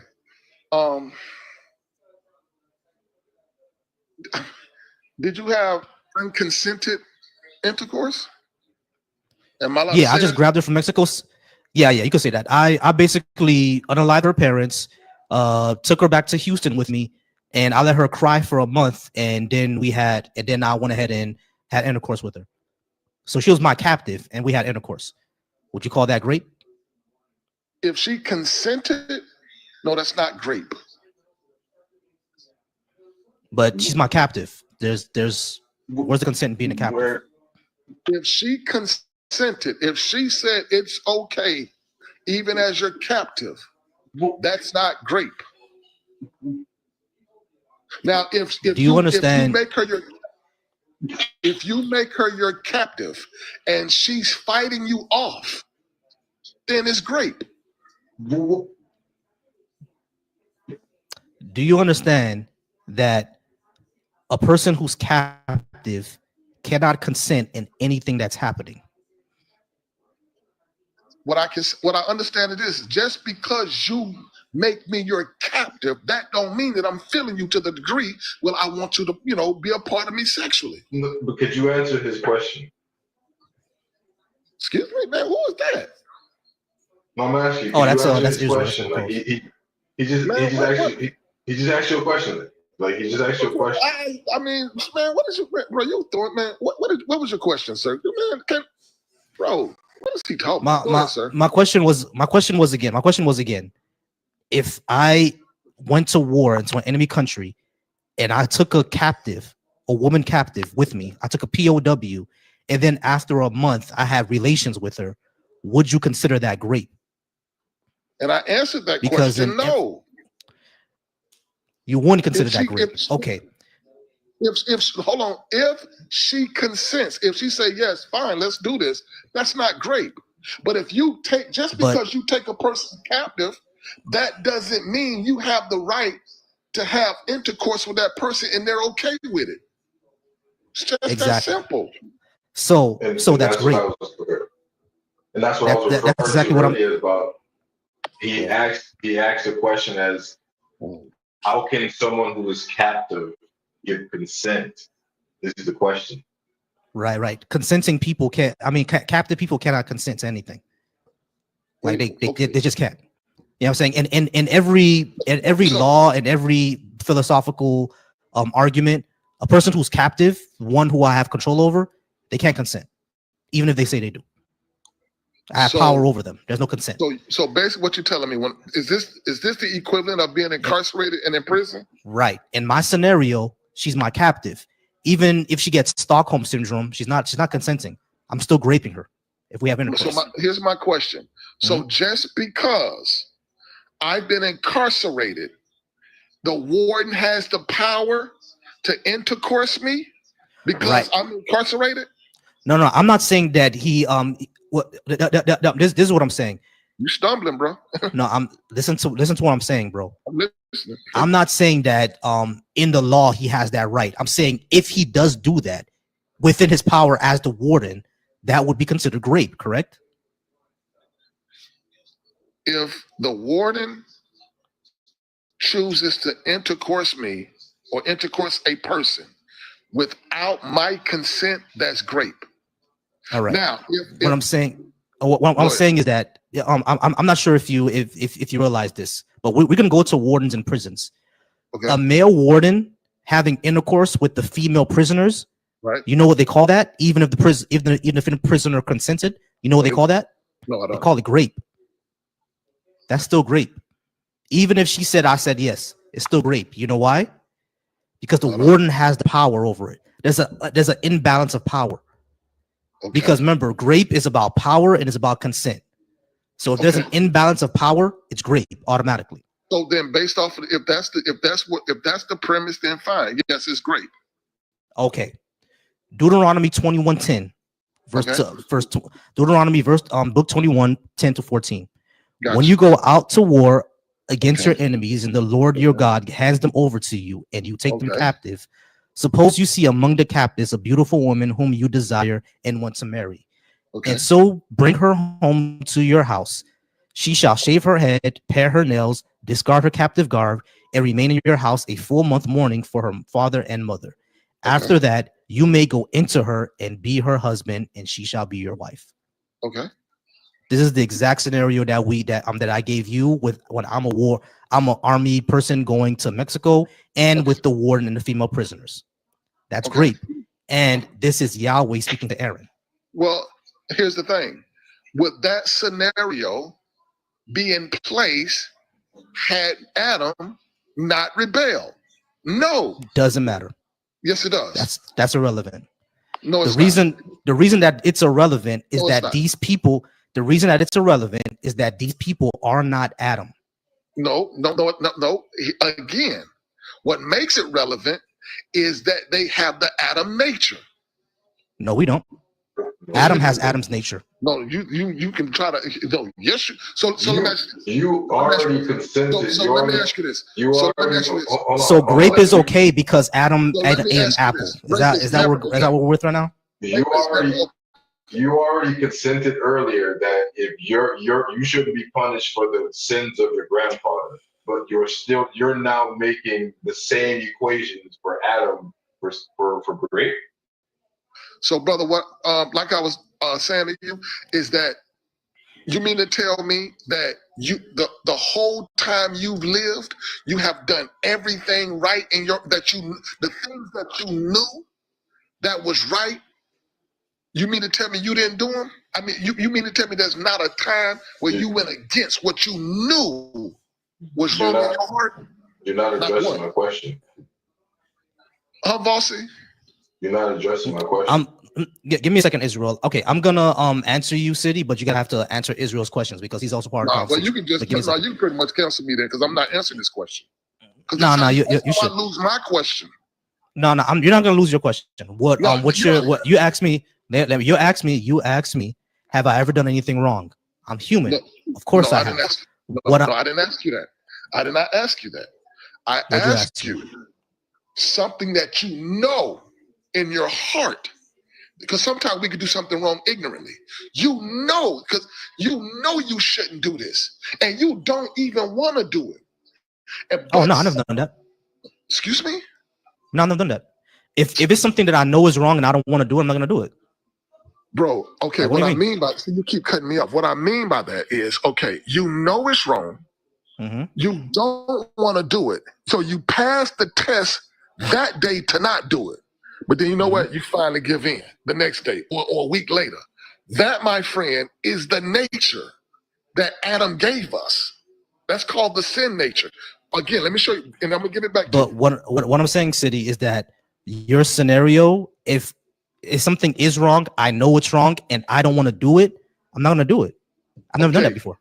Okay, you may not do, so let me, you may not do it today because you had enough willpower for that day. But you eventually give in. You eventually give in to something that you know is wrong. No. You know, like what? You have people. You have people that the doctor would tell them, listen, you should not take another drink. They know that they shouldn't. But guess what? They hold on for a day. Mm-hmm. and they relapse. Exactly. Mm-hmm. Yeah, I know. Yeah, they relapse for different reasons. Like addiction is a complicated thing. But what I'm saying is that if you're gonna ask me personally, hold on, if you're gonna ask me personally, have I ever known something is wrong, not want to do it and do it anyway? Unless I was forced, unless I'm misremembering something, unless I was forced, then no, I didn't. If I don't want to do it, I'm not gonna do it. I'm a very rebellious person. Like you could even ask my parents. Like when I was even 7 years old, if I didn't want to do something, I would tell them no until they forced me. You know what I mean? Like I've never done anything I don't want to do. Like that's You're just me. very rebellious, but you have better morals than God. That's a contradiction. Yep. But go ahead. No, it's not a contradiction because I just read to you that God condoned rape, and you said that it wouldn't have happened if it wasn't for Adam. That's pretty disgusting, my guy. No, man put us in that situation. I'm not gonna let you get away from that. Adam put us in that situation. Period. No, Yahweh told we were supposed to. Israel. Let me point this last thing. Let me point this last thing.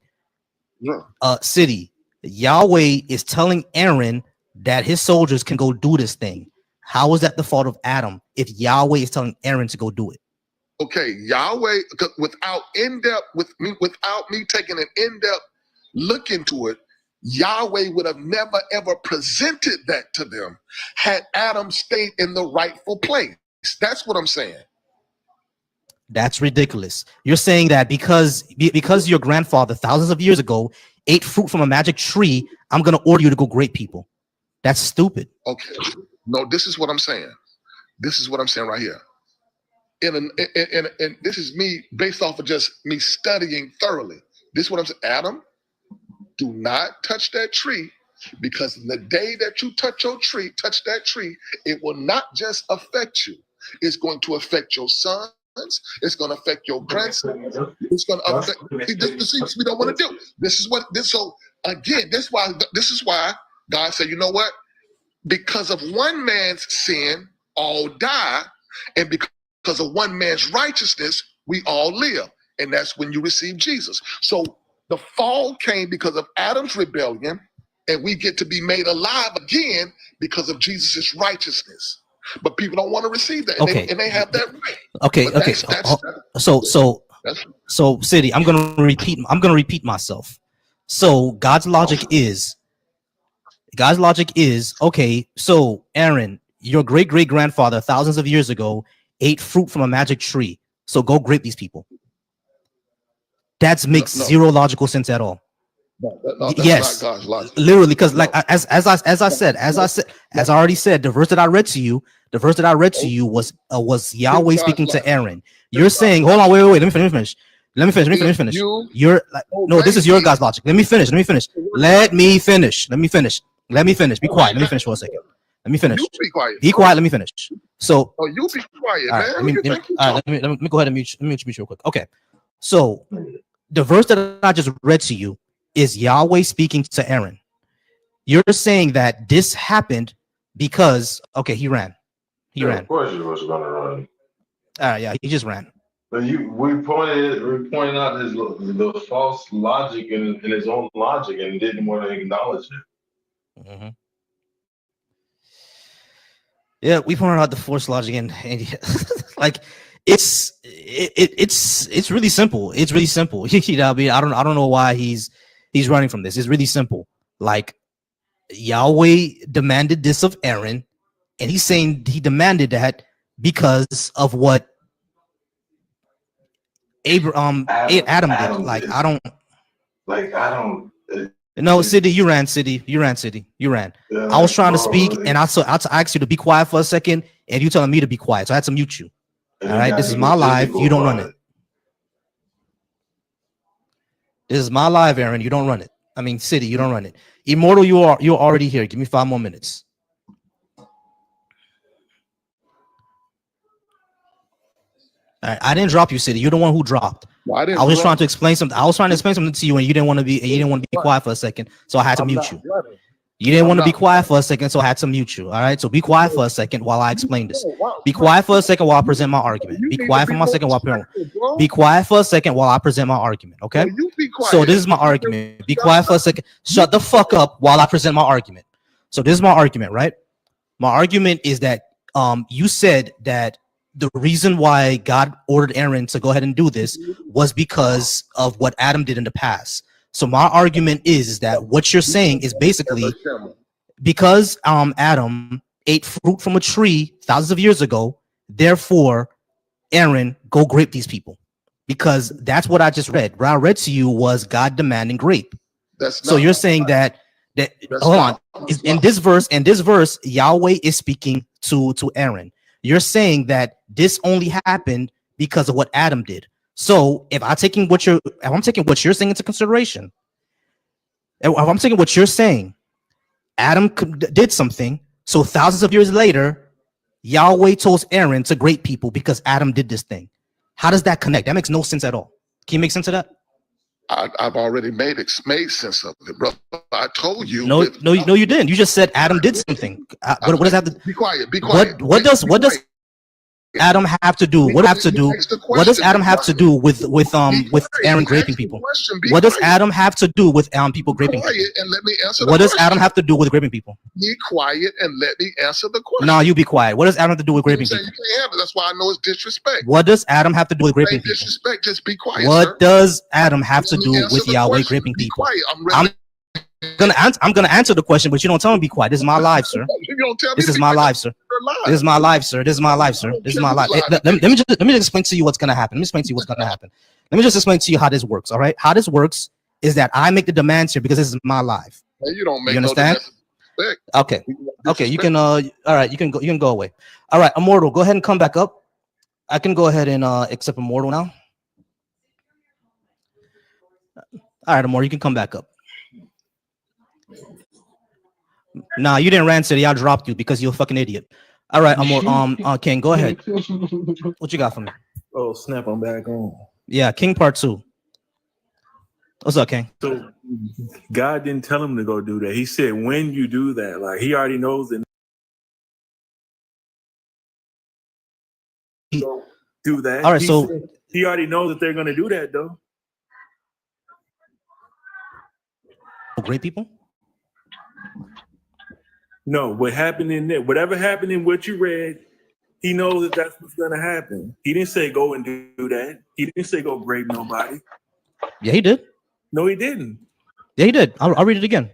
Go ahead. When you go out to war against your enemies, and the Lord your God hands them over to you, and you take them captive.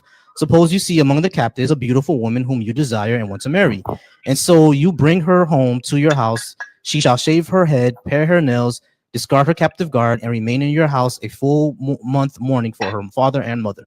After that, you may go into her and be her husband, and she shall be your wife. He's telling him to go do it. He said he told them to do. He told them the steps to do that after he takes them captive. He didn't say go and do. He didn't say go break nobody. That's grape. What when you take someone captive and have relations with them, that's against their consent. That's grape. I'll explain this to City.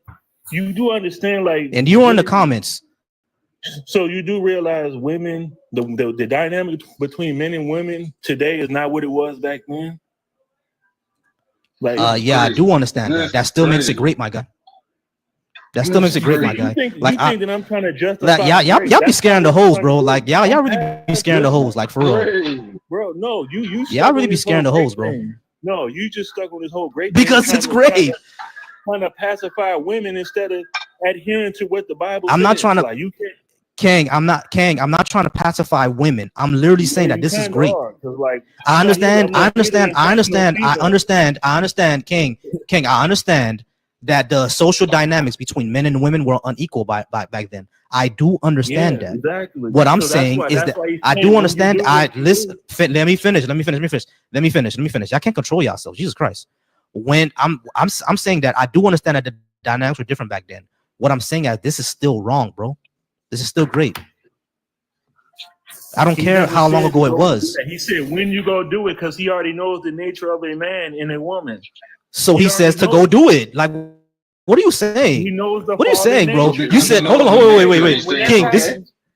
He said when that happens. Hold on. Say, King. He's not saying go do it. Okay, so King, he's not saying go do it, but he's saying hold on. So he's saying he's not saying go do it, but he's saying when it happens, this is what you do. Did you mean that you repeated yourself, man? That's a tautology. He didn't say go do it, but when it happens, this is what you do. That's telling them to go do it. What are you saying? What are you saying, bro? Okay. So if somebody put their bike out in the middle of the street, right? Are you gonna go steal it? No. Just are you gonna go steal it? I already said Are no. you? But you know somebody I said is. no. You know somebody will though, right? You know somebody else will though, right? Somebody else will, yeah. Right. So that's all he was saying. He was just saying like, No, that's not what happened. That's not what happened, King. That's not what happened, King. Yo, to make what you said analogous is if someone left their bike out in the road, I'm not gonna steal it. However, if I go tell other people, like, listen, when this person leaves their bike on the road, go ahead and take it. That's completely different, right? You taking it to no, because that's exactly what happened here. Exactly what happened here. Your example was if someone leaves their bike out on the road, I know someone's gonna steal it, even if I don't steal it. To make what you're saying analogous with this Bible verse would be if someone left their bike out in the road and I go tell the neighborhood kids when that person leaves their bike out, go take it. No, that's what's analogous here. I didn't say all of that. I just said you didn't exactly. You didn't say all of that. The Bible does, though. I didn't say all of it. I know you didn't. Deuteronomy 21:10 does, though. You taking it out of context. No, I'm not. No, I'm not. Let's read it again. Let's read it again. When you go out to war against your enemies and the Lord your God hands them over to you and you take them captive, suppose you see among the captives a beautiful woman whom you desire and want to marry. And so you bring her home to your house. She shall shave her head, pare her nails, discard her captive garb, and remain in your house a full month mourning for her mother and father. After that, you may go into her. After that, you may go into her and be her husband, and she shall be your wife. He's telling them to go do it, bro. He's telling them in wartime. He's telling them in wartime. He's telling them in wartime. He's telling them in wartime. When you have a captive, this is what you do. So this is analogous with this analogous with your situation. With the scenario that you gave me, the scenario you gave me was disanalogous. My scenario is analogous. The context of the time period they were living in. Yeah. No problem, Israel. Okay, so grape was okay back then. You don't even really know, and neither do I. And I'm not gonna act like I do. Yeah, I do. But you act. Yeah, like I do. Know. I do know. Yeah, I do know. Grape is always wrong. Yes, I do. Grape is always wrong. Grape is always wrong. Grape is always wrong. Period. Were you there? Yes. Grape is always wrong. No, I wasn't. But grape is always wrong. Okay, I don't have to be there to know that grape is wrong, my guy. What are you saying? Are you saying that because are you saying that I'm because I'm not there? Are you saying that because I wasn't there when Charles Manson unalived 12 people, it can't be wrong because I wasn't there? Where's Charles Manson in the Let me ask you. Hold on, King. Listen to my question. Listen to my question. I'm not talking about the Bible right now. I'm asking you a genuine question because you said I wasn't there, so I can't know if this grape scenario is wrong or not. I'm asking you this, right? I wasn't there when Charles Manson unalived. Listen, bro. Listen for a second. Just listen. I wasn't there when Charles Manson unalived 12 people. Are you saying that I can't know what was wrong because I wasn't there? Okay, so they took him captive in the war, right? Hold on, wait. Before you answer that, I just want you to answer this question. Charles Manson unalived 12 people. I wasn't there to see it. Are you saying that I cannot know that it's wrong simply because I wasn't there to see him do it? Obviously, I'm not saying that. Okay, then. So you saying, hold on, wait. So wait, let me finish one part. You saying, asking, you saying, were you there or not to this verse is irrelevant. I don't have to be there for me to know that it's wrong. And you know that too. So I don't know why you're asking that question for. I don't need to be there doing these verses to know if it's wrong or not. This is wrong. So that's on me. I gave a bad example. That's on me. But like I said, that's all in the context of that time period that happened. I understand it was a concept of the time period. I understand it was a concept of the time period. My argument is that it was still wrong. That's my argument. So you tell me, okay. Now that I know that you're saying that you have better morals than God, so I mean, I understand why you're saying that, which is crazy. Like, that's really just the spirit of pride speaking through you. You should repent. Well, my friend, my friend, I would not have ordered my chosen people to go to war, capture women, and make them their wives, because that would be Do you great. know? So yeah, I have better morals. Are you aware of what those surrounding tribes was doing to babies and stuff like that before they got conquered by the children Irrelevant. of Israel? Are you aware of that? Are you aware Irrelevant. of it? They weren't doing it. I'm aware they weren't doing anything different than what the Israelites were doing. Number one, They and number were two, killing their that's babies. irrelevant. They were killing their babies. No, they And weren't. they probably was eating No, them they too. weren't.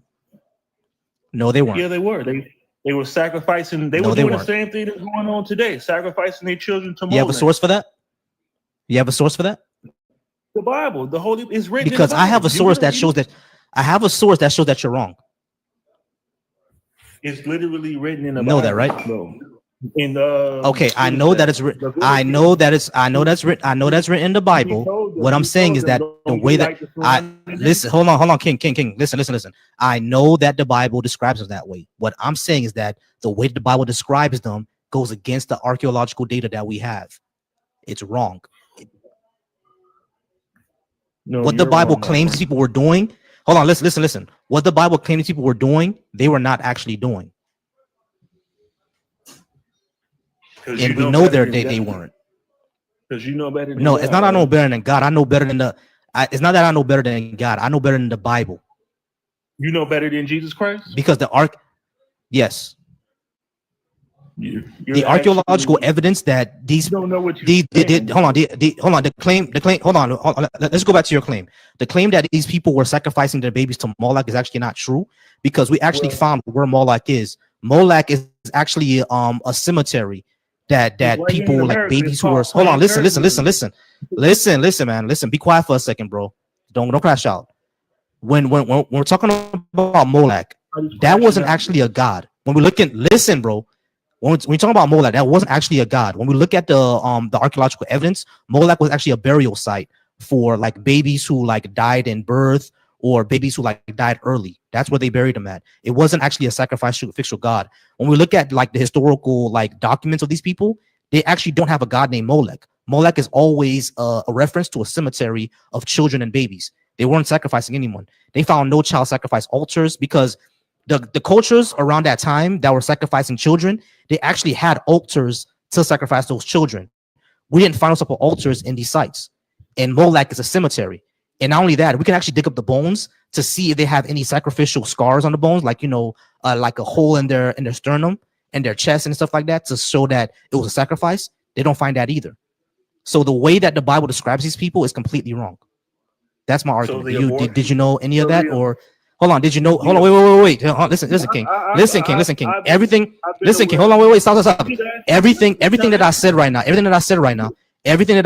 now. Do you understand what I said, or have you ever looked that up? Have you ever looked that up? Yes, like in 2005. Okay, so you know what the Bible says isn't true then. No, I know that what the Bible says is true. Okay, so how can you say that if there's no archaeological data, and you just agreed with me that there's no archaeological data to show that? I said I read about that stuff. That don't mean I believe that stuff. Okay, so do you have evidence to show that the Bible is right? My life is the evidence. And countless No. I'm asking about listen. I'm asking about this claim that you made about the people of sacrificing their gods to Moloch. I'm asking, do you have evidence to show that that is correct? Because the evidence that we do have from archaeology, to history, to ancient writings, it shows that it's not correct. So what evidence do you have that to show that it is correct? That's what I'm asking. Well, it shows that according to somebody else's agenda. So I mean, I'm not going to argue. What agenda? This lyric. Hold on, no. What agenda? They dug up bones and didn't find any sacrificial scars. How's that an agenda? They also dug up bones and found giants and stuff too, right? No. Oh, that's not true, right? No, it's not. It is though. Every single claim of finding giants has been proven wrong. It has. Yes. According to who? According to who? You? According to actual tests that they made. According to the test that they made on it, they actually tested these bones. You know that, right? To see if they're human bones, and they found out they're not human bones. They have no human DNA. They have mammoth DNA. The giant bone that we find are mammoths. You know what mammoths are, right? Yep, I sure do. Okay, then the bones that we found were of mammoths, not of humans. They've never found giant bones of humans. The tallest person to ever the tallest person to ever exist. The tallest person to ever exist. Okay, but the DNA matched mammoths, not an otherworldly DNA that we can't know. Are you saying that mammoths were Nephilim? No, I'm saying that the Nephilim were Nephilim. That's what I'm saying. Okay, so the giant bones that they found, when they test the DNA, they find mammoth DNA or the DNA of other animals. They never find otherworldly DNA. I'm sure they found all of that too. Okay, so what is your evidence that they found? What is your evidence that they found actual Nephilim? It's written in the Bible. It says it in the Bible.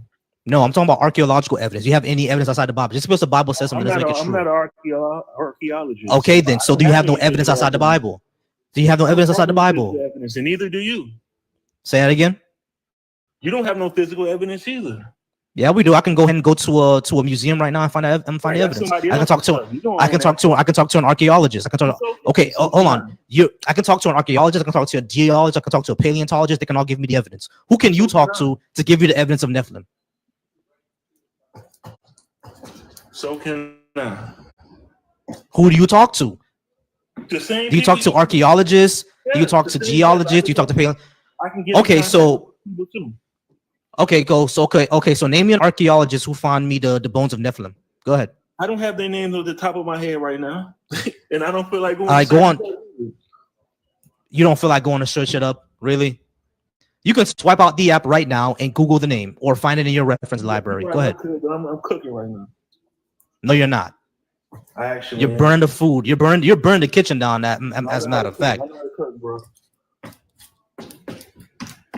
Bro, you grew up in the church, right? Maybe this is your sign that you need to go back and rethink and research and humble yourself. You ain't giving me no signs, bro. You giving me BS all night, bro. You giving me no signs. No, that's just your pride, man. You won't allow your pride to be humble. It's not my pride. I've asked you genuine questions. You either ran away from them or you agreed with my premise. I didn't run away from nothing. You even said that you read back in 2005. You even said that you read back in 2005 that this whole child sacrifice thing is most likely not true, and you just told me that you don't believe it, even though they have archaeological evidence that is not true. Meaning that I'm aware of those articles. Yes, I'm aware of that stuff because those are coming from people who. Okay, so if there's archaeological evidence, that what the Bible describes isn't true, why do you believe that it's still true? Yes, it's evidence according to them. Yes. What do you mean evidence according to them? It's either evidence or it's not evidence, bro. Okay, so do you have evidence that they were sacrificing their babies outside the Bible? Do you have any corroborating evidence? Liars exist in this world, my friend. So how do you know the Bible isn't lying? If liars exist, how do you know they didn't lie in the Bible? I have a relationship with Jesus Christ. I have a relationship with Jesus. He told me they lie in the Bible. Now what? I have a relationship with Jesus Christ. He ain't never lied to me. All right. I have a relationship with Jesus. He told me they lied in the Bible. Now what? He's done things in my life to show me that he's true and faithful. That's what. Yeah, Jesus. My faith is based on. Like I'm not just. Yeah, and Jesus told me that I should go to a strip club tonight and spend all my money on big booty hoes. What are we talking about, bro? Like I don't care about your relationship with Jesus. Do you actually have any evidence? Do you actually have any evidence? Do you actually have any evidence? Do you actually have any evidence that what the Bible said about these people is true? No, your life is not evidence that what that people sacrificing babies is true. King, listen to my question. Right now, listen to my statement. Listen to my statement. Listen to my statement. Your life is not evidence that these people sacrificed their babies thousands of years ago. That's not evidence, bro. That's just not evidence. Right now, there are women going to abortion clinics right now.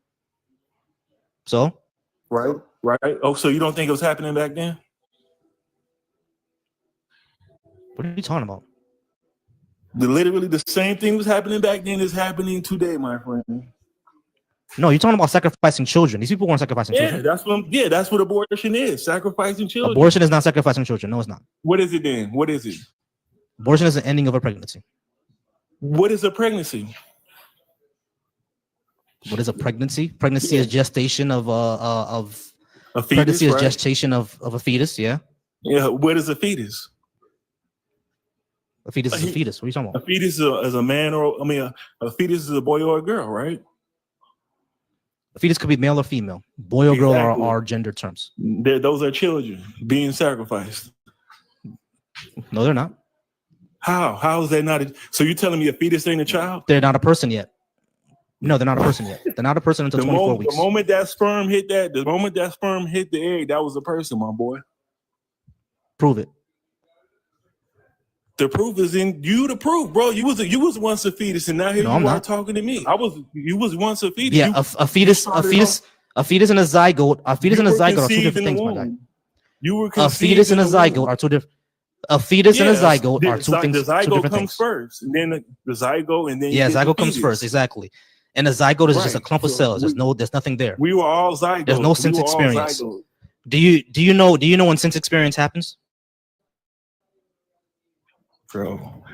Bro, you are. Do you know when you are sense blind. experience happens? You blind, bro. So you No, telling I'm not. me? Do you know? I'm just asking you if you know when sense experience happens. All I'm asking you, do you know when it happens? I don't even recognize what you just said. Sense experience, sentience happens at 24 weeks, which means before that, there's nothing sentient. there. Yeah, according Sentience, to man. yeah. Sense experience. Yeah, that's what these lying Not ass according to scientists man, tell us. according to science, because you don't grow a brainstem until it's 24 weeks. Nothing grows until it's 24 weeks. You don't get a brainstem, there's nothing there until 24 weeks. So there's not a heartbeat or nothing, huh? The heartbeat doesn't show sentience. Yeah, that heartbeat is a life. You my cannot friend. have sentience without a brain. No, it's not. It's heartbeat a is life. a life, Yeah, it's a my life. friend. But Exactly. I'm not That's down the that it's a life. sacrificing of Hold on. children. Listen, let me finish. Let me The finish. heart is pumping. Let me that's a finish. life. Let me finish. Let me finish. I don't doubt that it's a not life. complicated. I doubt that it's a person. That's I don't doubt that it's a life. I doubt that it's a You person. know how crazy that sounds? So what else No, could it's it not. be It doesn't if it's sound not crazy. a person? What else could it be then if it's not a person? It's a life, just a body, but it's not a person. It's not a person yet. It's not a person until 24 weeks. No, let me rephrase it. If it's not a living if it's not a living soul, what else is it? There are no souls. So why is the heart beating then?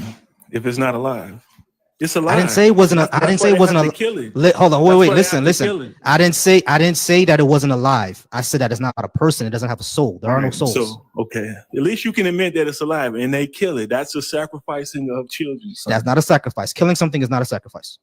Oh, okay. All right. We kill roaches all the time. They're not sacrifices. All right. You really just compared a roach to a living soul. Souls don't exist. You just compared yourself to a roach. Souls don't exist. You just compared yourself to a roach. I'm not a roach because I have sentience. Roaches don't. But you were a zygote, which became a fetus, which yes, grew and before 24 weeks, womb. and before 24 weeks, I was just a clump of cells. Bro, the moment, and before 24 weeks, I was just a clump of cells. It doesn't matter. Souls do not exist. Souls don't exist. Souls don't exist. So you don't exist? Souls don't exist. You don't exist right now? I exist, but I'm not a soul. Souls don't exist. Hold on, wait. Didn't you say you went into the original Hebrew text? In the Hebrew text, it tells you that a soul is the flesh. So? You know that, right? So you don't accept that part? Nope. See, that's what I was talking about earlier. Like you'll take something from the Bible and be like, okay, I believe this is true, but then you'll go to another part and say, no, I don't accept that part. Do you understand what internal critique is? You don't. Hold on, King. Answer my question. Do you understand what? King, answer my question. King, answer my question.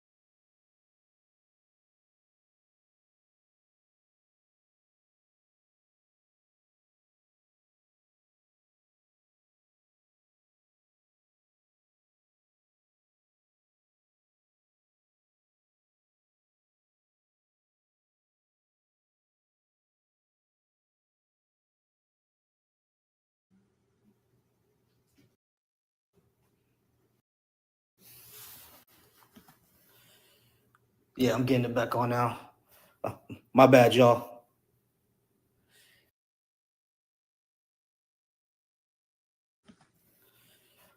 My bad, y'all. My bad, y'all.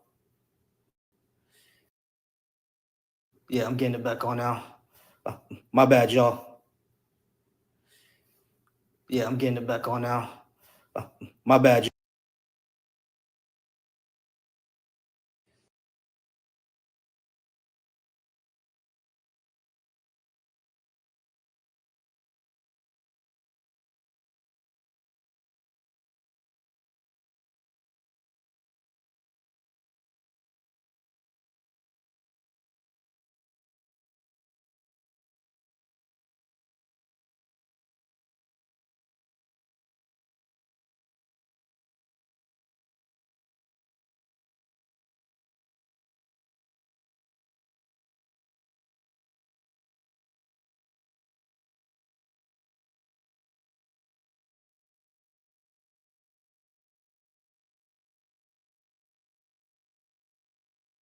Can't accomplish these things unless it's through Christ.